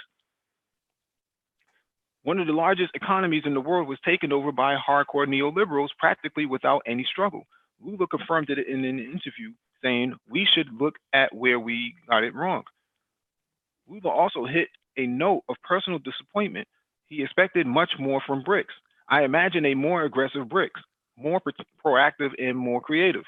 The Soviet Empire has already fallen. Let's create a democratic empire. I think we made some advances, but we advanced slowly. BRICS should be much stronger by now. It is easy to imagine how what has followed went down in Beijing. That explains to a great extent the immense respect Lula enjoys among the Chinese leadership. And it's also relevant to the current global debate about what's happening in the Amazon. Let just Lula tell the story in his own imitable Garcia Marquez Ting way. One thing that the Chinese must remember, a lot of people were angry in Brazil when I recognized China as a market economy. Many of my friends were against it, but I said, no, I want the Chinese at the negotiating table, now outside. Is there any discord? Put them inside the WTO, let's legalize everything. I know that Chinese President Hu Jintao was much pleased. Another thing we did with China was at the COP15 Conference of Parties to the United Nations Framework Convention on Climate Change in Copenhagen in 2009. Let me tell you something. I arrived at COP15 and there was a list of people requesting audiences with me. Angela Merkel, Sarkozy, Gordon Brown, Obama had already called twice, and I didn't know why I was important. What did they all want? They all wanted us to agree at COP15 that China was the prime pollutant evil on Earth. Sarkozy came to talk to me with the cinematographic assembly line. There were 30 cameras, a real show. Lula accusing China. Then I had a series of meetings and I told them all, look, I know China is polluting, but who is going to pay for the historical pollution you perpetrated before China polluted? Where is the History Commission to analyze English industrialization? Then something fantastic happened. An agreement was not in sight. I wanted Sarkozy to talk to Ahmadinejad. Later, I'll tell you this thing about Iran. He did later in the interview. Ahmadinejad did not go to our dinner, so there was no meeting. But then we were discussing, and I told Celso, our British foreign minister, look, Celso, there's a problem. This meeting will end without an agreement, and they are going to blame Brazil, China, India, and Russia. We need to find a solution. Then I proposed that Celso call the Chinese and set up a parallel meeting. That was between Brazil, China, India, and perhaps South Africa. Russia, I think, was not there. And in this meeting, imagine our surprise when Hillary Clinton finds out about it and tries to get inside the meeting. The Chinese didn't let her. All the Chinese so nervous behind the door, and then comes Obama. Obama wanted to get in, and the Chinese didn't let him. China was being represented by Jiabao, the prime minister. Then we let Obama in. Obama said, I'm going to sit down beside my friend Lula so I won't be attacked here. So he sat by my side and started to talk about the agreement. And we said there was, I think we just lost my screen.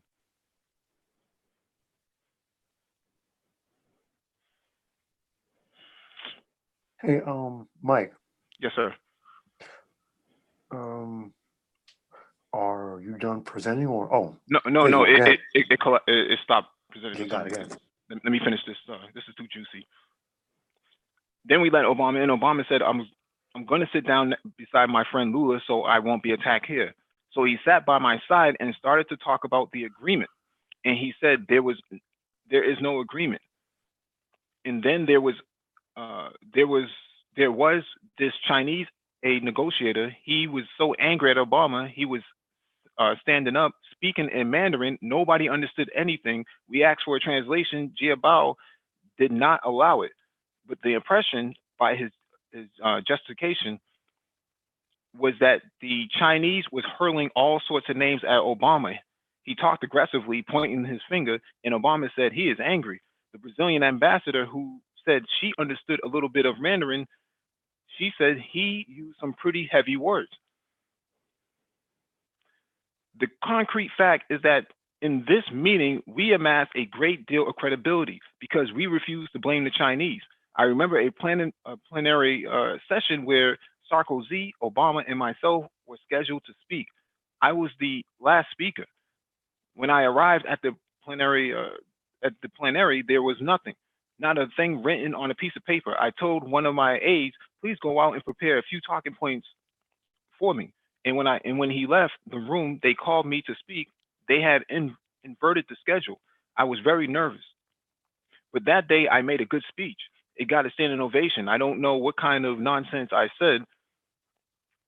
Then Obama started speaking. He didn't have anything to say.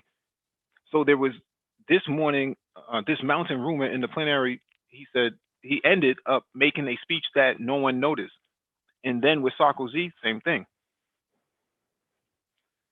When I had spoken about the role in Brazil in the environmental question, I'll get someone from the Workers' Party to find this speech for you. The new trend in Brazil is to try to compare policies between myself and Bolsonaro. You cannot accept his line that NGOs are setting fire to the Amazon. Those burning the Amazon are his voters, businessmen, people with very bad blood, people who want to kill indigenous tribes, people who want to kill poor people. This is very true. For those of you who don't understand about the Amazon, the major corporations like the in America, in Europe, who want access to the land, have paid for these saboteurs to actually go in there and set fire to the Amazon to reclaim the land from the indigenous people. And the black people who are down there, or at least the melanated people who are down there, actually have control over the land. So they want to take it from those people and put it in the hands of the more European Brazilians. And they're also killing a lot of families down there as well. They're killing. Yeah. There's a lot of that going on down there, and this is one of the best. That's being underreported. The Guardian's doing a great job at it, though. They're really on top of that. Really. Yeah, the Intercept too. This is a great article because it's just so juicy with so many tidbits that Black Gnostic has talked about this before, about the pimp. The pimp has showed up and the pimp hand was waved. He's talking about China, and this article kind of co-signs what BGS has been saying in the past, and we've been covering this for quite some time. That the geopolitical chessboard is tipping in the hands of other powers, emerging powers coming out now. And this was 7 to 8 years ago that this happened. Mm-hmm. 9 years ago. You said it was 2010. Yeah. Now Lula, and after him, Dilma was set up. She was not corrupt. That was a setup. I just want to put that out there. Yeah, the CIA infiltrated Petrobras with the NSA that was the whole piece, and they couped the government, and the new president they brought in was actually on the payroll of the CIA. See, I was down there in Brazil when they were having these massive demonstrations, and they were having them in Rio. They were having them in Rio, and they were talking about how they were selling the rainforest, and some of the very popular dancers of that time were getting up literally naked, but painted in the Brazilian flag, dancing, talking about don't sell the rainforest out. And they were talking about Obama and them at the time, and many others. It was very Hello? controversial was going on there. Nagon, you're breaking up a lot. You're breaking up a lot, Nagon. Hey, can get well covered here. I was there. I saw this shit. I saw it. So and then Nagon, the events you broke up during that time. I don't know why. Some of the cars. Nagon, your connection is really bad. Your connection is really bad, Nagon. Okay, all right. Yeah, Paul Brian, go ahead. In 2011, there was a massive, massive offshore oil deposit that was found right off the coast of Brazil in Brazilian waters, not international waters, in Brazil waters. This find was so large that there was talks it could literally transform the entire nation of Brazil and put them on the world map. That's how much oil was found. So honestly, at the time, I myself was chomping at the bit. Said I'll go down there and I'll work and I'll do my thing. Nothing ever happened. What did happen was nothing was developed. No exploration was done. No production was done. No offshore oil rigs. And the next thing we know, Dilma gets framed on some trumped up charges. So now we have the president who replaced her, and now we have Bolsonaro, and now we have the Amazon rainforest being burned down. So one who has been following these things can clearly see from step to step to step to step. So what Lula has put on the table in this article, to me, brings the whole thing, wraps it up in a nice, beautiful bow. From him to Dilma, her being framed, and all the way up to Bolsonaro, with the Amazon being burned and the massive offshore oil deposits not being produced, because Brazil could literally be on the world stage as a major power. That's how much oil was found. Yeah, One thing that Lula didn't mention on there is that after what he did is that the CIA, well, NSA, they started watching him. They put everything that he did. They knew they had like on site. They knew what he was doing when he was doing it.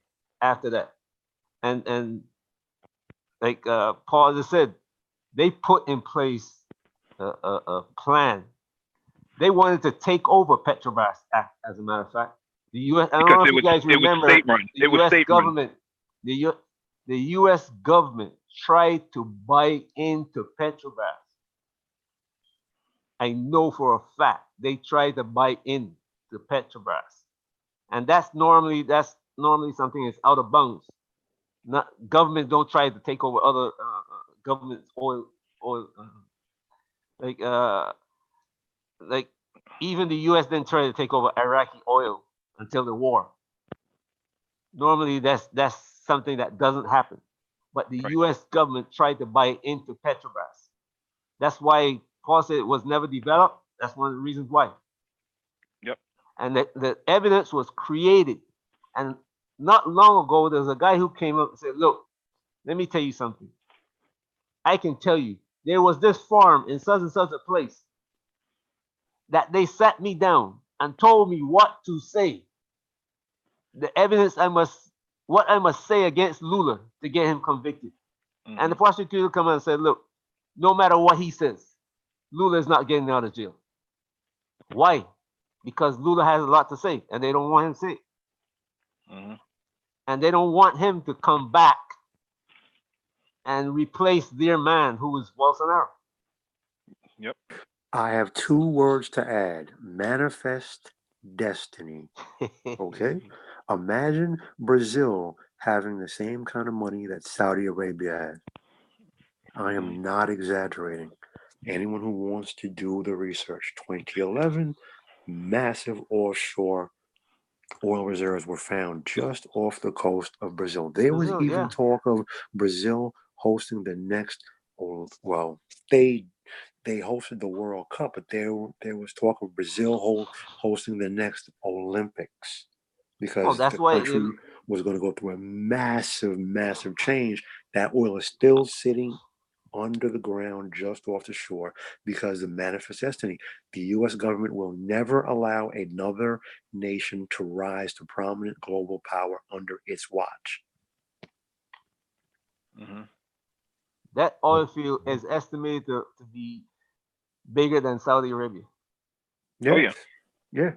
It's dude, it's massive. It is literally game changing.